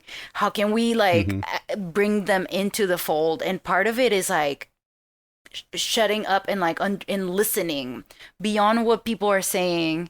Same with like Klingons, like, right? Because to me, that's Klingon. It's like a hard-headed fucking fucker, like where you're just like, you just need me to punch you to understand you a little bit, you know? But I need to come to your level. But there's a little bit of what we need to do to advance everyone is to listen and to see behind what they're saying. Where kind of scan them and be like, where is the pain? What is missing here? Where is this coming from? And get to that past the horrendous like anti-LGBTQ / like whatever thing they may be saying. Right. And the reasons for their emotions may be false, but their emotions are still real. So what is the true cause of them? Yes, and what is the opposite? So like if someone is feeling like they're losing everything, it's like a lack of control. So what kind of wound is that, and like what is the opposite of that? Where it's like, I hear you, I see you, I hear you, I see you, you are afraid. And then it just like dismantle that. So I feel like this is maybe why I'm also attracted to Star Trek, is because they play with that. Those dynamics, they are amazing at dramatizing them and making them like, yeah, let's fucking drink blood wine. Like, I think John has actually phrased it my favorite way, which is the Star Trek future is a future for everybody. Like if you exclude people, then it's not the Star Trek future. If you like, well, they don't belong in that future. It's like, yeah, they do. That's the whole thing about the Star Trek future is they do need to belong. And yes, not everything can be sustained the way it is now, but if we're not bringing everybody along, then we're not heading toward that future. Yes, facts. The optimism is in being willing to fight that fight forever on a federational galactic scale, right? Like you have to have people willing to fight that fight in that organization for that to work at all. Yes, and in our lives as well. If we can take like a a cue from Star Trek. So I believe like the Trekkie fandom might be like the only group of people who's like, okay, we know how this works. I know how we can kind of make this work. If we were just less dorky and more like strong physically, maybe. Well, we're not. If we had charisma as a fandom, would be really nice. But hey, you know what? A podcast to people. or 2 or 3 is a great first step. A podcast is That's great. Right. That's right. Yes, this is how I compare everything. So I merge in whenever, like, I have a podcast called The Cherry on Top, and I talk a little bit about like juju stuff, a little bit about like personal anecdotes. It's on my Patreon, but I always compare everything to Star Trek, whether my listeners are Star Trek people or not, because I'm like, well, imagine Star Trek. Money is not a thing, right? And food is replicated. So then now what are our concerns? You know, like to understand each other, to explore, to see what is this human relation? Like, what are my, like, just to witness each other, which is what I love about a Star Trek crew. A good Star Trek crew is like, everyone in the crew witnesses each other go through things, like the Doctor with Spock, where Spock is like, where he's like, oh, it seems like you're experiencing something. If I didn't know better, I think I would say you're experiencing stress. And Spock is like, and Doctor is kind of like, yo, I'm here. Like, I'm just like quietly, without saying much, I'll witness you go through this. And that's comforting for me to watch. It's like that nuance that you mentioned, sort of being given room to exist, because that's the antidote to the toxic, right? Is the open and available, and like, yeah, just feel it, go through the feelings, which is interesting because actually when we asked Ethan Peck and Jess Bush what they learned from each other, Ethan Peck said, I learned that you need to be able to go through the necessary emotions to arrive where you need to be for the scene on the day. And it's like, wow, you just nailed that, and you weren't even there for that interview. Holy crap. Yeah. What is can I ask you, now that you watched the show, what is your favorite character in this specific show so far? Well, the podcast has a specific favorite, of course. Still Ortegas. Ortegas, hands down. Yeah. I mean, Yes, we want more Tegas. Yeah. That's and she just, because she is emblematic of that positivity and confidence and, you know, well-placed cockiness and hyper competence. It's just like she's the aspirational character. Like earlier when you said, you know, who do you think of yourself as? I wouldn't pick her, but she's definitely my goal. Like I want to have that level of calm, cool, collected. I want to know when to snark off to my boss because it would save a life. You know, like I really do admire that character. And I, you know, after we talked to Melissa Navia, it's like so much of the character is just her. To your point about casting, so much of the character is just her. And that, I mean, that's really difficult for me to get past. But any of these people, I think, make amazing role models if you had to pick one. That just moved me to the... Well, it moved me to hear that because one of my... I might like get emotional because one of my things as someone from Latin America who's in the Star Trek fandom is like, where am I? I didn't make it. I didn't make it to the future. No, there's no... I mean, look, I'm like actually emotional. If you're at home listening, I am tearing up because this is like so important to me because I watch all these shows and I consume all this like stuff and I pay money to be part of the fandom because I want to buy the trinkets and the dolls and the things. Like I am that person, and there's no me. There's no me anywhere, and so like Latinos and like people with my accent and that look like me didn't make it to the future. So the entire, like through TNG and through our Treks in the City episode, I'm like, I just wanna know when we're gonna get an episode that explains what the fuck happened to Latin America because clearly we blew up or something because we didn't make it. Man. There's a couple of like ensigns here and there with a Lopez they throw around. Oh, Gomez. They brought on Gomez. It was going to be great. And she immediately screwed up. I know. And then we have Torres, and I did not want to be a half Klingon. Like, so I did not want that to be my representation. I honestly didn't. So, like, no shade to that specific character, but I was just like, come on. So to me, this specific character is not anything. It's so important in my fandom. So. And Veronica, this episode doesn't have a lot of Ortegas. You are going to love. I'm excited. Yes. I'm excited for this. She is so good. Yeah.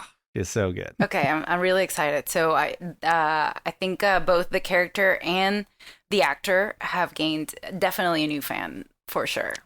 Very cool. If there's anything Open Pike Night would like to do, it's add people to the Ortegas Navia fan list. Yes. Who do we got next, John? All right, next up we have Matt returning to the Open Pike Night Stage. This is Palladium3, co-host of the Slime Time series of podcasts, and a member of your Discord from the very first moments of its live birth. Wow, that definitely was an interesting episode to start the season. This week brought us Emotional Spock, Captain Planet, and Nurse Nebula. I'll say there are some amazing character moments here with the crew going off on their own. The whole mission setup and the resolution was great. I'm okay with what they're doing with Spock. Great character stuff. And of course, I love our new immortal engineer. But what the F was with the super soldier serum? Come on. I wanted to know more about the Klingon War, not just go see Joseph and Christine turn into Captain Planet and Nurse Nebula. That was in one word. Didn't add to the show at all. Dumb strobe lit filler sequence. And speaking of lighting, bold move there bringing Terra Metalis in as Gaffer on this one. And there was one minuscule thing that made me super happy, kind of weird though, but it was the mention of the 100 million deaths during the Klingon War. Star Trek usually doesn't give numbers or gives ridiculously low ones. Worlds blow up and they talk thousands of deaths, or race go extinct and they say 1 million people died. But, we got 7 billion people on Earth. Cosmic death tolls should be higher. And kind of sadly though, they did it. Final thoughts, they're not staying episodic plot-wise. They're doing this season-long Gorn thing. Ugh, small stakes. Just stick with the small stakes. All right, Season 1, Episode 1 was better setting up the emotional through line. I give the bonus to Season 1, but great setting this week. Strange New Worlds count 1. All right, Palladium 3, thank you for calling in and love the specificity. Yes, and I love that, like we have said before, folks who don't enjoy the episodes are as welcome to call in as folks who do, and it is good to hear. I really, really liked his point about the 100 million deaths, and I love that they said that number out loud, because it's like, yes, there are huge wars happening, and Star Trek is bad about ever fully acknowledging like just the devastating cost, and it was nice to see they finally did that. Well, and Mbenga drove it home talking about like the pink air, and he was like, it was like raining blood. I was like, if they put a Slayer track behind this fight, I'll be fine with it, honestly. Like, I may do that anyway just for social media, but like, I might, that might improve the scene for me. And really quick, Platty, it's called battle meth, man. Come on. Like, we're sticking with battle meth, okay? I think that's pretty good. I honestly thought it was going to be like liquefied time crystals because it was so green, and it was like, oh yeah, this just alters their perception of time to make them seem really fast, right? Honestly, to me, they seem like if you could take a popper and like make it times 100,000, but it's a popper. Like you sniff it and then you're like, ah! And then it's over. Yeah. And sheer volume wise, that was a lot of drugs, like by volume that they injected into their body. Actually, to that point, how much of that do you usually take, John? Because I've seen your vials; they are not that big. No, they're not that big. Wow, ooh, they hit that I know. hard. That was a big vial, and it was green, right? It was green. It was like ecto cooler green, yeah. But for me, Space like meth. I said, I think it fits because or I thought it fit because it felt like they went, how do we get them out of here without them getting killed? But I mean, it definitely, I will say this is as close as I will get to saying I didn't like it. It definitely felt very Marvel, right? Like it was a Marvel show where they have a hallway fight scene, and they're establishing smaller stakes on kind of a big scale. So I could definitely see where it would take somebody out of the show. I will definitely concede that point. It's speaking of like small details that maybe we liked or didn't. Why would these saboteurs need phasers? Why do they need Federation phasers? They just need the ship to show up and shoot some guys and then get blown up. That's all they needed. Yeah. It was probably, my guess would be that the phaser technology on a ship is just a scaled up version of a hand phaser technology, and they were trying to reverse engineer it instead of saying, can we get a phaser turret? But it is also interesting. He said, like, when we come back, we need more, but they were launching the attack that night. So it was like, and part of that could be like, maybe that guy's not as high up as we thought he was. The other point, I do remember what I was going to say. I totally hear you with the serialization and the Gorn stakes and, that sort of a thing. But I will say, I mean, they barely showed us a Gorn blip on a radar. There wasn't like a, cut to a colony outside of Gorn space and we see something happen and we're left to wonder, oh, was that the Gorn? Or, because it's like, we know that they're going to use the Gorn. I'm fine with that. But I totally hear you on the serialization aspect. It does feel slightly less episodic than season 1. I'm all out of Gorn. Tell us how you feel. If you want more Gorn puns, we have them. Don't worry. Oh yeah. But we do have a little more talk about the Klingon War here, just to continue on this thread. Hey, Open Pike Night. Well, it looks like Michael Burnham's little brother is getting into some mischief with the Klingons, just like his big sister did. You see what I did there? That was for you, Jesse. Though I do like the bookend of Michael Burnham accidentally starting a Klingon war and Spock preventing one. So nice Discovery reference there. But I hear the divisiveness of this episode, and I share some of the concerns.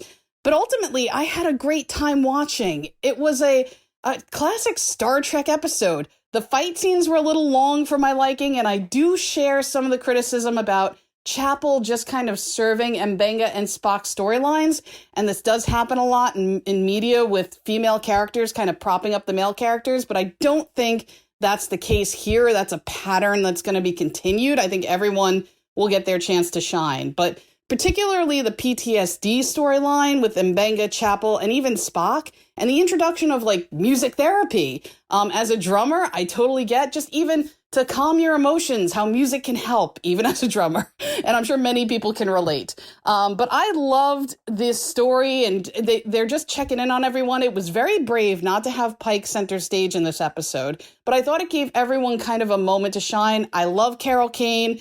And finally, for my Crusher connection, not to spoil it, Cameron, but there is a scene in season 3 of Star Trek Picard that references Beverly Crusher and a lot of blood wine. So I think she could drink everyone in this episode under the table, and I would love to see that. There's my Crusher connection. Can't wait for next week's episode. Live long and prosper. All right, Michelle with Crusher Convo calling in with the heat. Every time we learn something new about Michelle, she just gets cooler. I'm just going to say that. I didn't know you were a drummer, Michelle. That is very cool. As a metalhead, I totally agree with you. Yeah, it's good. Oh, really? I also think like if you're going to pick up an instrument to let go of some kind of bullshit, it would be the one where you hit things, you know, things a lot, like yeah. so yeah, rhythmically hit. I will say this, Mbenga says maybe you should try something more human. I don't know why he handed him an instrument, because obviously he was saying steal a starship, we'll do some drugs and fight. You can blow up a starship and then get drunk with Klingons. Like, that's the human therapy he was referencing, right? I think so, yeah. I thought he was like, take this instrument and go smash it against a wall. You mean the Vulcan Wonder Wall? You got there. Good job. There's always a drunken guitar moment. You yes, need it. Exactly. So once you've done all you've done, pull out the Volkalele and like... Yep. That's the post-credit scene. All the drunk Klingons around him while he's playing. Yes. And, yeah. I will say, I guarantee you, nobody does metal like the Klingons. I guarantee it. They are the most metal, right? Totally. They're like, definitely, because those hairs and the jackets and the whole... Listen, yeah, I'm here with you on this one. Yeah.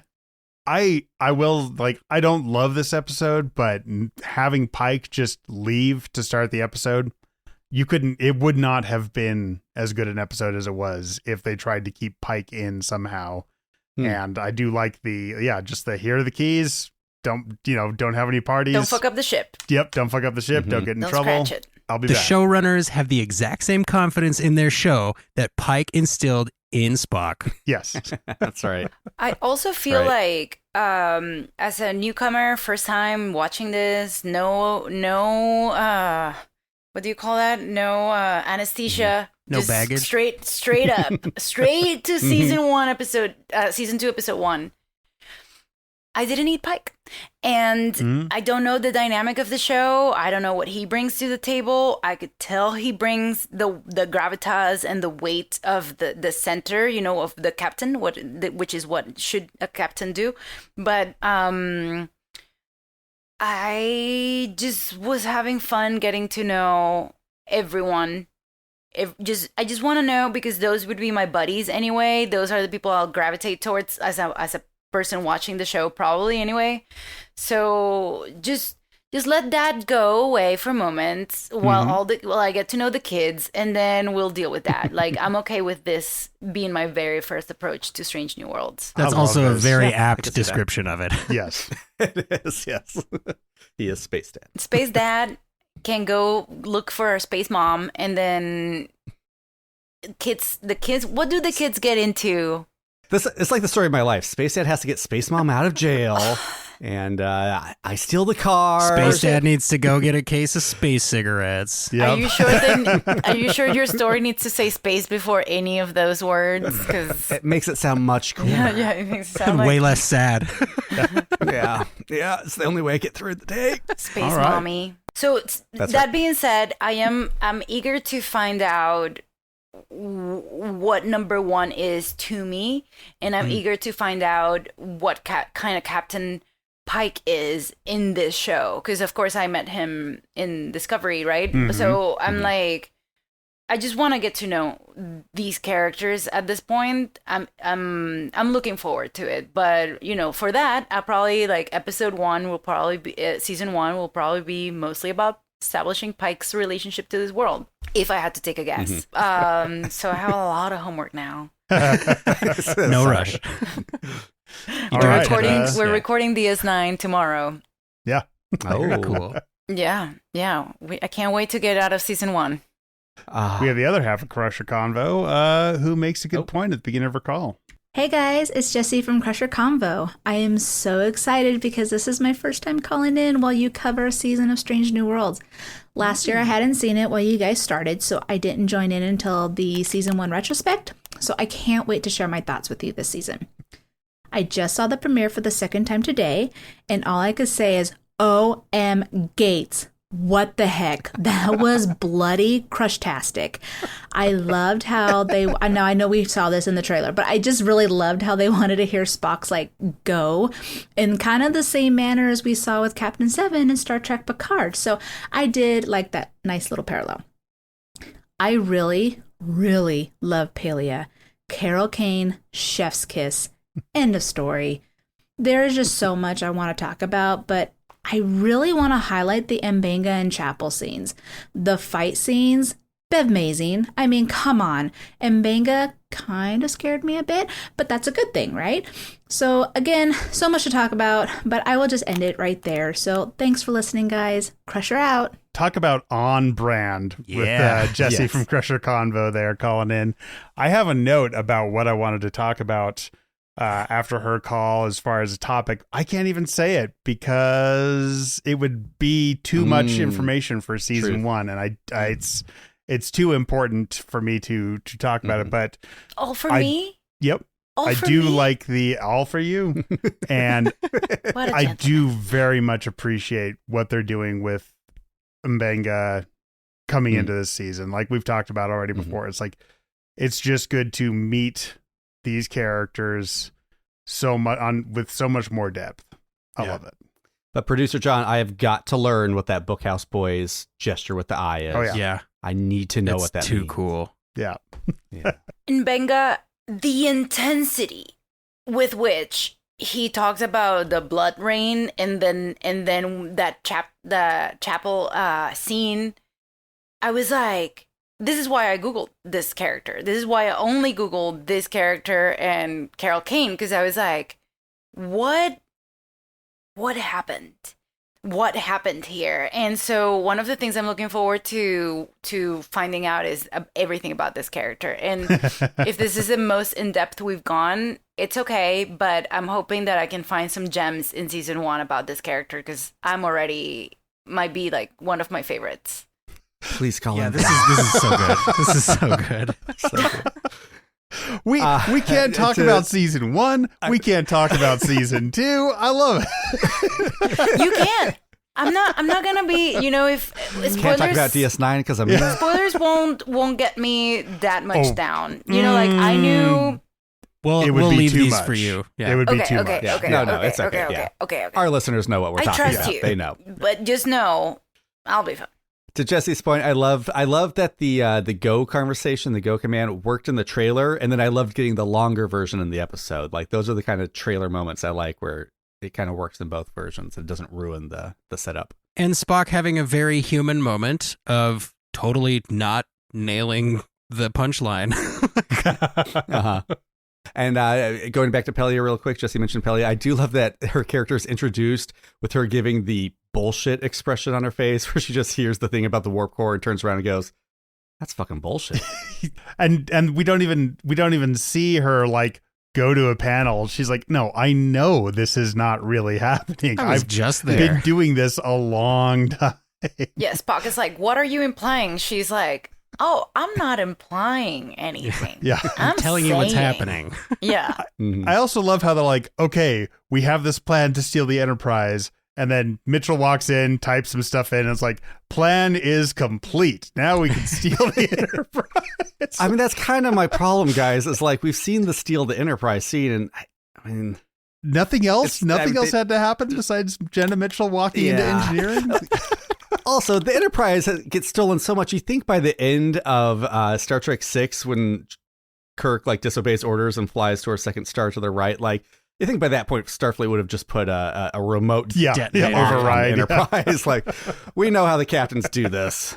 I might be Spock because my dad could not leave the keys to his car anywhere near me in plain sight because that car was gone. Like every single time, ever since I was 14, I was just out there Spocking it up with my Enterprise.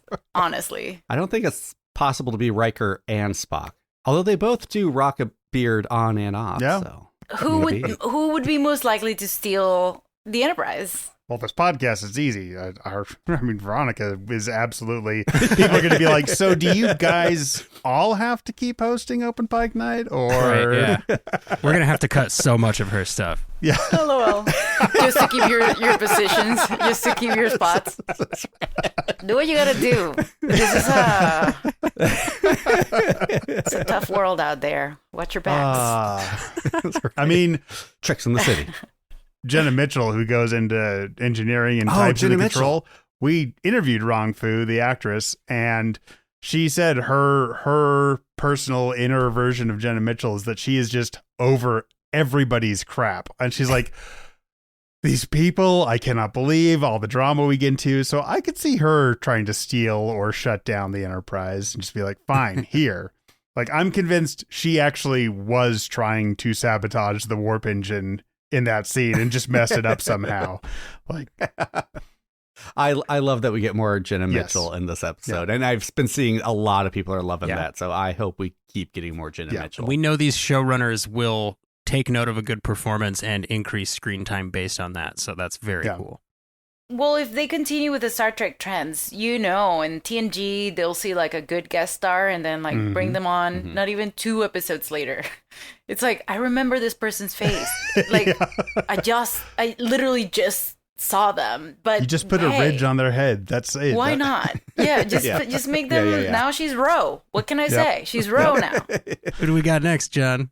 We have Venus calling in. Okay, it is 12:28 a.m. Dedication. Directly after the episode came out. Hi, boys. It's Venus, but Ortegas on Twitter, whatever. I hated this episode. I did. I wish that I didn't. I wish that it was something that I enjoyed more.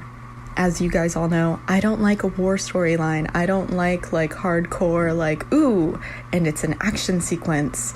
I like the politics. I like the positivity that we've seen in Strange New Worlds up until this point, and this episode doesn't feel like it fits into that.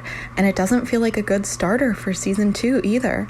Honestly, I think we could have started with the trial episode and been fine, but this is clearly a follow-up to episode, I think, 9, which makes me think it could have just replaced episode 10 and everything would have been pretty similar. I don't know. I'm just disappointed by the episode. The timing or the pacing was weird. The emotions were all over the place, and they seemed to go back and forth with tone a lot. With ooh, Christine and Mbenga are about to die, and then Erica's making a comment about chipped paint. It just didn't sit right with me, and it didn't feel like Strange New Worlds so far. High hopes for episode 2, though. I'm excited for the trial. I love that call because it starts with, I hated this episode. High hopes for episode 2. True fan there. Well, also, I'm curious what Venus thinks now, because I had issues. The same issues I've put forth this episode, but on my second watch, I was like, okay, I know the parts I'm not going to like. I know that I don't really buy Spock stealing the Enterprise, but I know it's going to happen, so I'm just going to go with the right. I'm going to view it through Jesse's eyes. And I did enjoy it more the second time. I did. I was able to focus on the things I loved. Loved the red rings around the planet. Mm-hmm. A lot of stuff. The planet was gorgeous. Well, and I hear you on Ortegas, but I feel like what we know of Erica is that she's always cool. Like she's unflappable, right? And she in season 1, she had that moment of I'm not really sure about this whole gas giant idea. But in this instance, she's in her zone. This is what Ortegas does. She's a combat veteran. She hides from Klingons. She, dupes Klingons, that kind of a thing. So I definitely hear you where it probably came across as a little callous, especially because we know Christine and Erica are friends. Yeah. But I really think it's there to show she will do her job and be a soldier if she has to. Like, but also, I mean, maybe she's just a glass is half full and Spock's a glass is half empty. Because I was wondering, like, why are they assuming they're on the ship? They don't know they're on the ship. They know they were on the ship at one point to set this distress signal. Yeah. So maybe Erica's just like, nah, they wouldn't stay on the she's ship. They're super not confident that they wouldn't do that.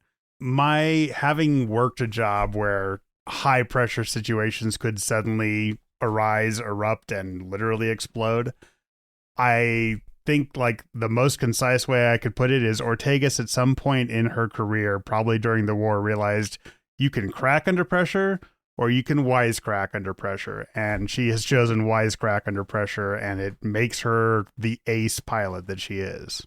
But it is likely a coping mechanism, to your point. It's a way to go, I got to get through the stress and do my job. That's absolutely how I see it. I mean, I do it. It's my coping mechanism a lot of the time. So I can see how it would feel absolutely callous, because it's like, yeah, I mean, you do have to know that that's a possibility of what's going on, but you also you have a whole ship in your hands.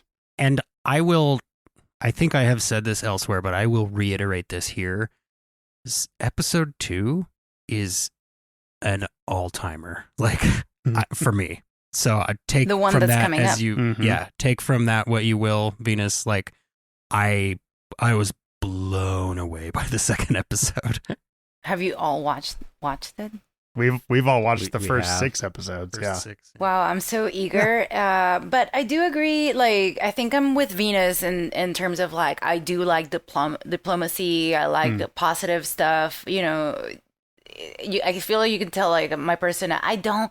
Every time they start fighting, I'm like, like this is where my ADD. I know I don't like it, not because I don't want it. It's just I'll grab my phone. And it's like, why am I on my phone? And it's like, oh, right, because they're doing the stupid fight. So that is generally it from my gut how I feel about it. But a little bit of action is like, you need a little bit of action in Star Trek, not just talking heads a lot of times. I don't need that much blood or punches and almost see a character die like every episode. It's too much for me. Yeah. And then I become kind of numb at the fact that they may die every time. Like, I don't need that necessarily. I think the risks can be all sorts of risks I like, but the immediate physical risk of like a hand-to-hand combat. Yeah, well, in every moment with a character's life or death, you're not really getting to know the character. Yeah. You've got to see the downtime to know who these people are, to Exactly. know what they're fighting for. Yes, and what they stand for. I think this episode has had the highest like personal stakes for multiple characters of any episode. Like, yes, I mean, maybe outside of like the entire ship being in trouble a couple times in season 1, like this felt like really personal stakes for a lot of people, on top of being important, franchise level for stakes. the plot. Yeah. And it felt very intense personally for as far as I could tell. The stakes of this, were ultimately like a lot of Federation lives, but in season 1, we saw the stakes anywhere from Captain Pike's soul all the way up through diplomatic relations and obviously the ship, personal lives. But yeah, it runs a gamut, and that gamut does include politics and diplomacy, and it works so well. So it's fun to see it. Yeah. Yeah. All right. Well, we have come to the final call of the evening, and we had a ton of great calls. We appreciate everyone who called.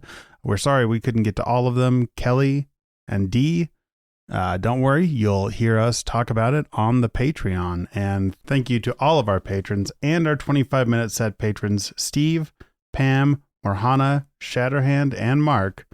Now let's get on with our final call. Hey, John, Kim, and Jesse. I'm so excited to have my voice beamed down on Open Pike Night. It's going to be so amazing, so cool. I am so excited about season 2. I have been so nervous about Una because I'm like, how are you going to keep a good number 1 down? But Captain Pike said, don't worry about it. I got it. I'm on it. But in the meantime, he put Spock in charge. And Spike's command was, I would like the ship to go now.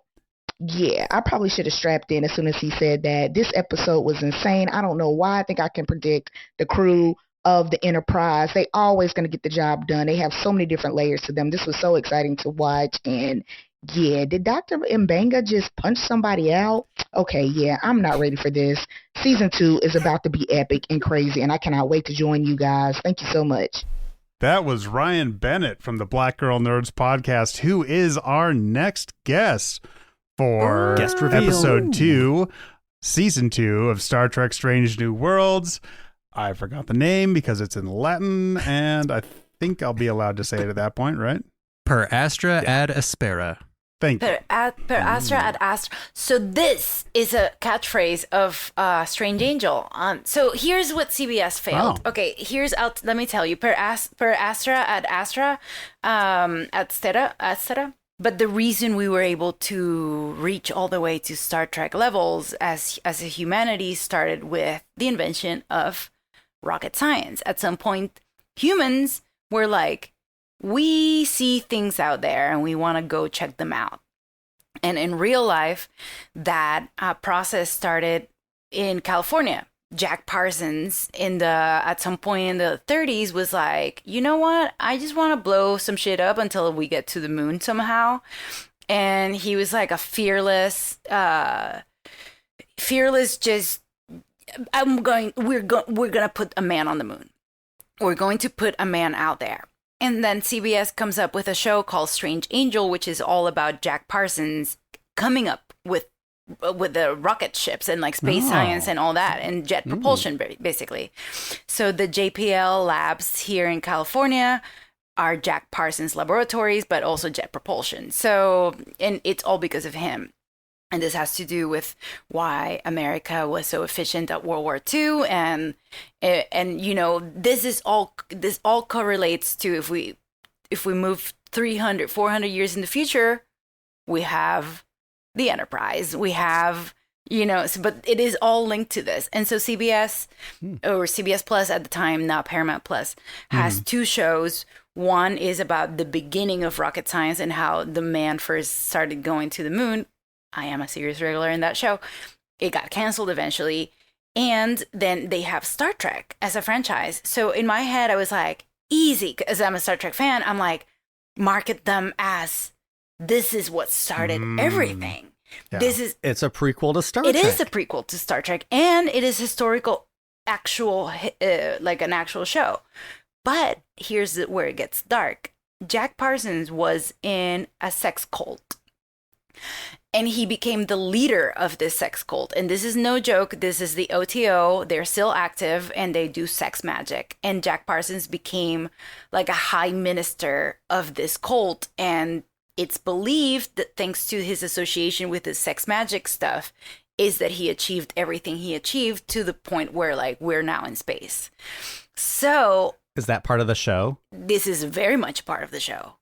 I'm watching the show. This sounds amazing. This is straight up like we're all subscribed to Paramount Plus. Just watch it. I'll get a residual check, and I want to hear you telling me whether I am right or not.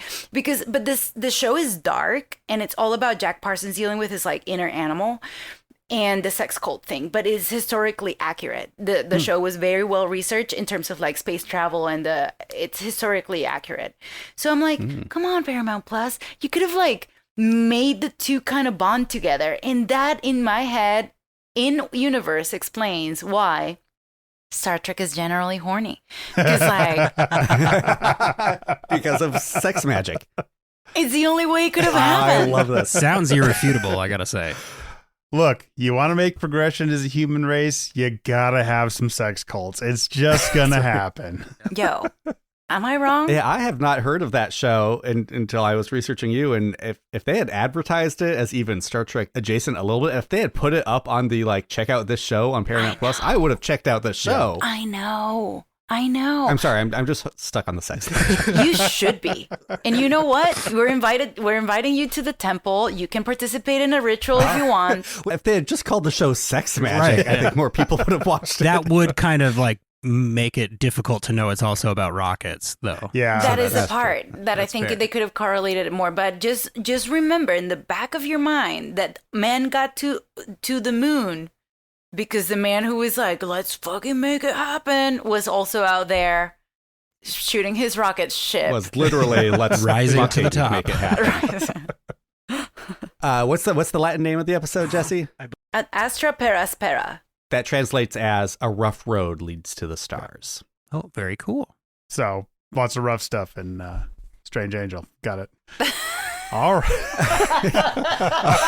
I think we've reached the end. I mean, that's got to be all we have, right? So, Veronica, what plugs do you have? Share them with all of our listening audience, with the world, and let us know what you're up to. Okay, so you can follow me in every platform at Veronica Osorio V. So that's Osorio, like a bear and a river in Spanish. Oso rio. Okay. And then a V at the end. I'm also Cherry V on Spotify and iTunes. And so my YouTube channel, same. I just released a song called Dolce Vida. It's in Spanish. It's Latin rap. Oh. And then additionally, 2 more things. The plugs keep coming because I'm a multi-hyphen. We have patreon.com/Treks in the City if you want to support us there. And if you like my personal vibe, like more my spiritual, like rap stuff, you can go to my personal Patreon. That's patreon.com/Cherryland because I'm Cherry, so it's Cherryland. It's cute. It works. And if you're in LA, in the LA area, please come to my comedy show. I just got put on a UCB house theme as a character performer. Ooh. So I'm doing a character show at the first Wednesday of every month at 8:30 p.m. Every single character it's funny. All of my teammates are hilarious, and I'm so lucky to be part of it. And yeah, watch Strange Angel. Get into sex magic. I'm not paid. I'm not part of this cult, but you guys, just saying, feel free. Feel free. That's all I'm going to say. As a film fan, Veronica, I do have to ask one sentence. What was it like working with the Coen brothers on Hail Caesar? Okay. This is a good question. It was absolutely fantastic. They are just, if I don't think I can think of a better case scenario for directors in terms of like their personality to work with. And also I'll say the preparation, the pre-production that went into this film specifically was so heavy and meticulous that by the time we got to set, it was the preparation set us up for us to have just an amazing time and be relaxed and improvise. They allowed me to improvise. They would throw lines at me like, hey, do you want to say it like this now? And do you want to say this line now?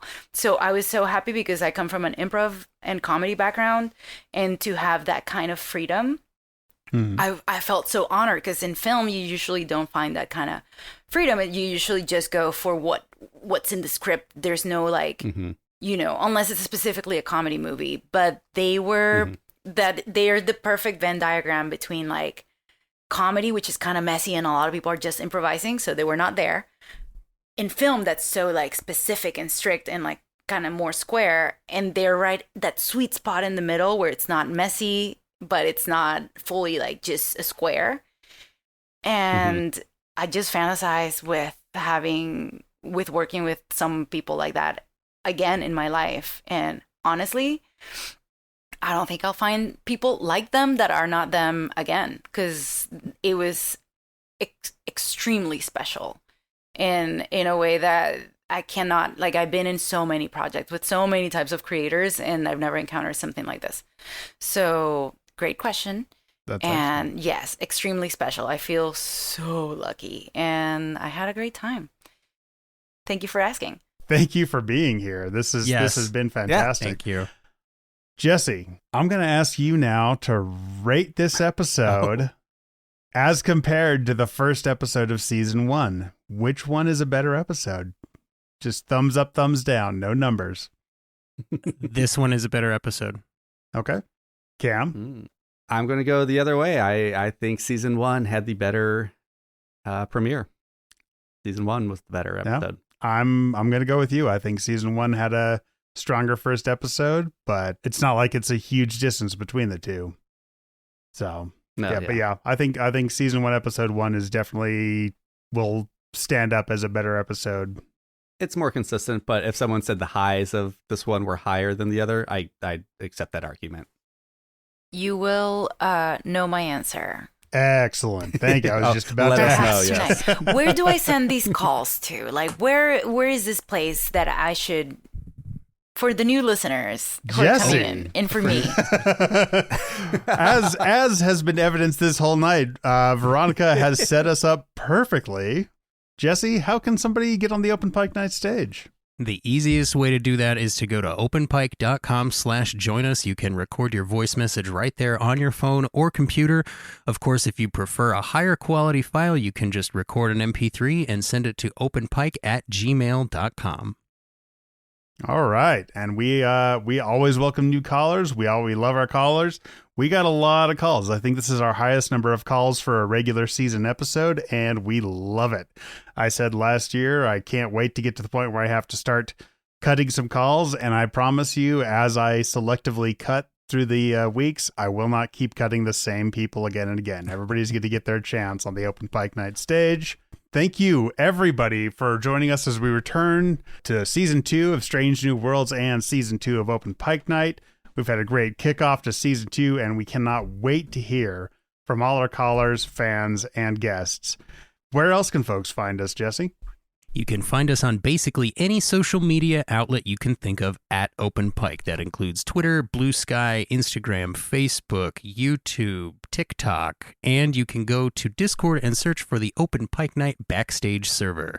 That's the easiest way to keep in touch with us throughout the week, and you can also sign up on Substack to our weekly newsletter, which will get you incoming guests, it will get you calls to action, and it goes straight to your email, so you don't even have to think about it.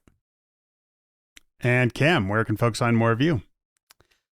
Yeah, if you want to watch my journey through The Next Generation and now Deep Space Nine, you can find us on Green Shirt, a newbie's trek through TNG, where I am watching Star Trek The Next Generation Season 6 now for the very first time. We've also gotten to the point where we're watching DS9, and we have our DS9 Minute, where we each bring 9 things to talk about the episode in the amount of time it takes you to drive to the store. So check out both of those on the Green Shirt feed, wherever you're listening to this podcast. Jesse, where else can folks find you?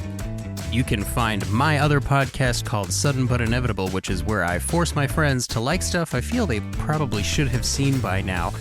And it started all with Firefly. That's why it's called Sudden But Inevitable. There's a heavy space western couple of seasons there. We get into a little bit of anime, but trust me, it's a lot of fun.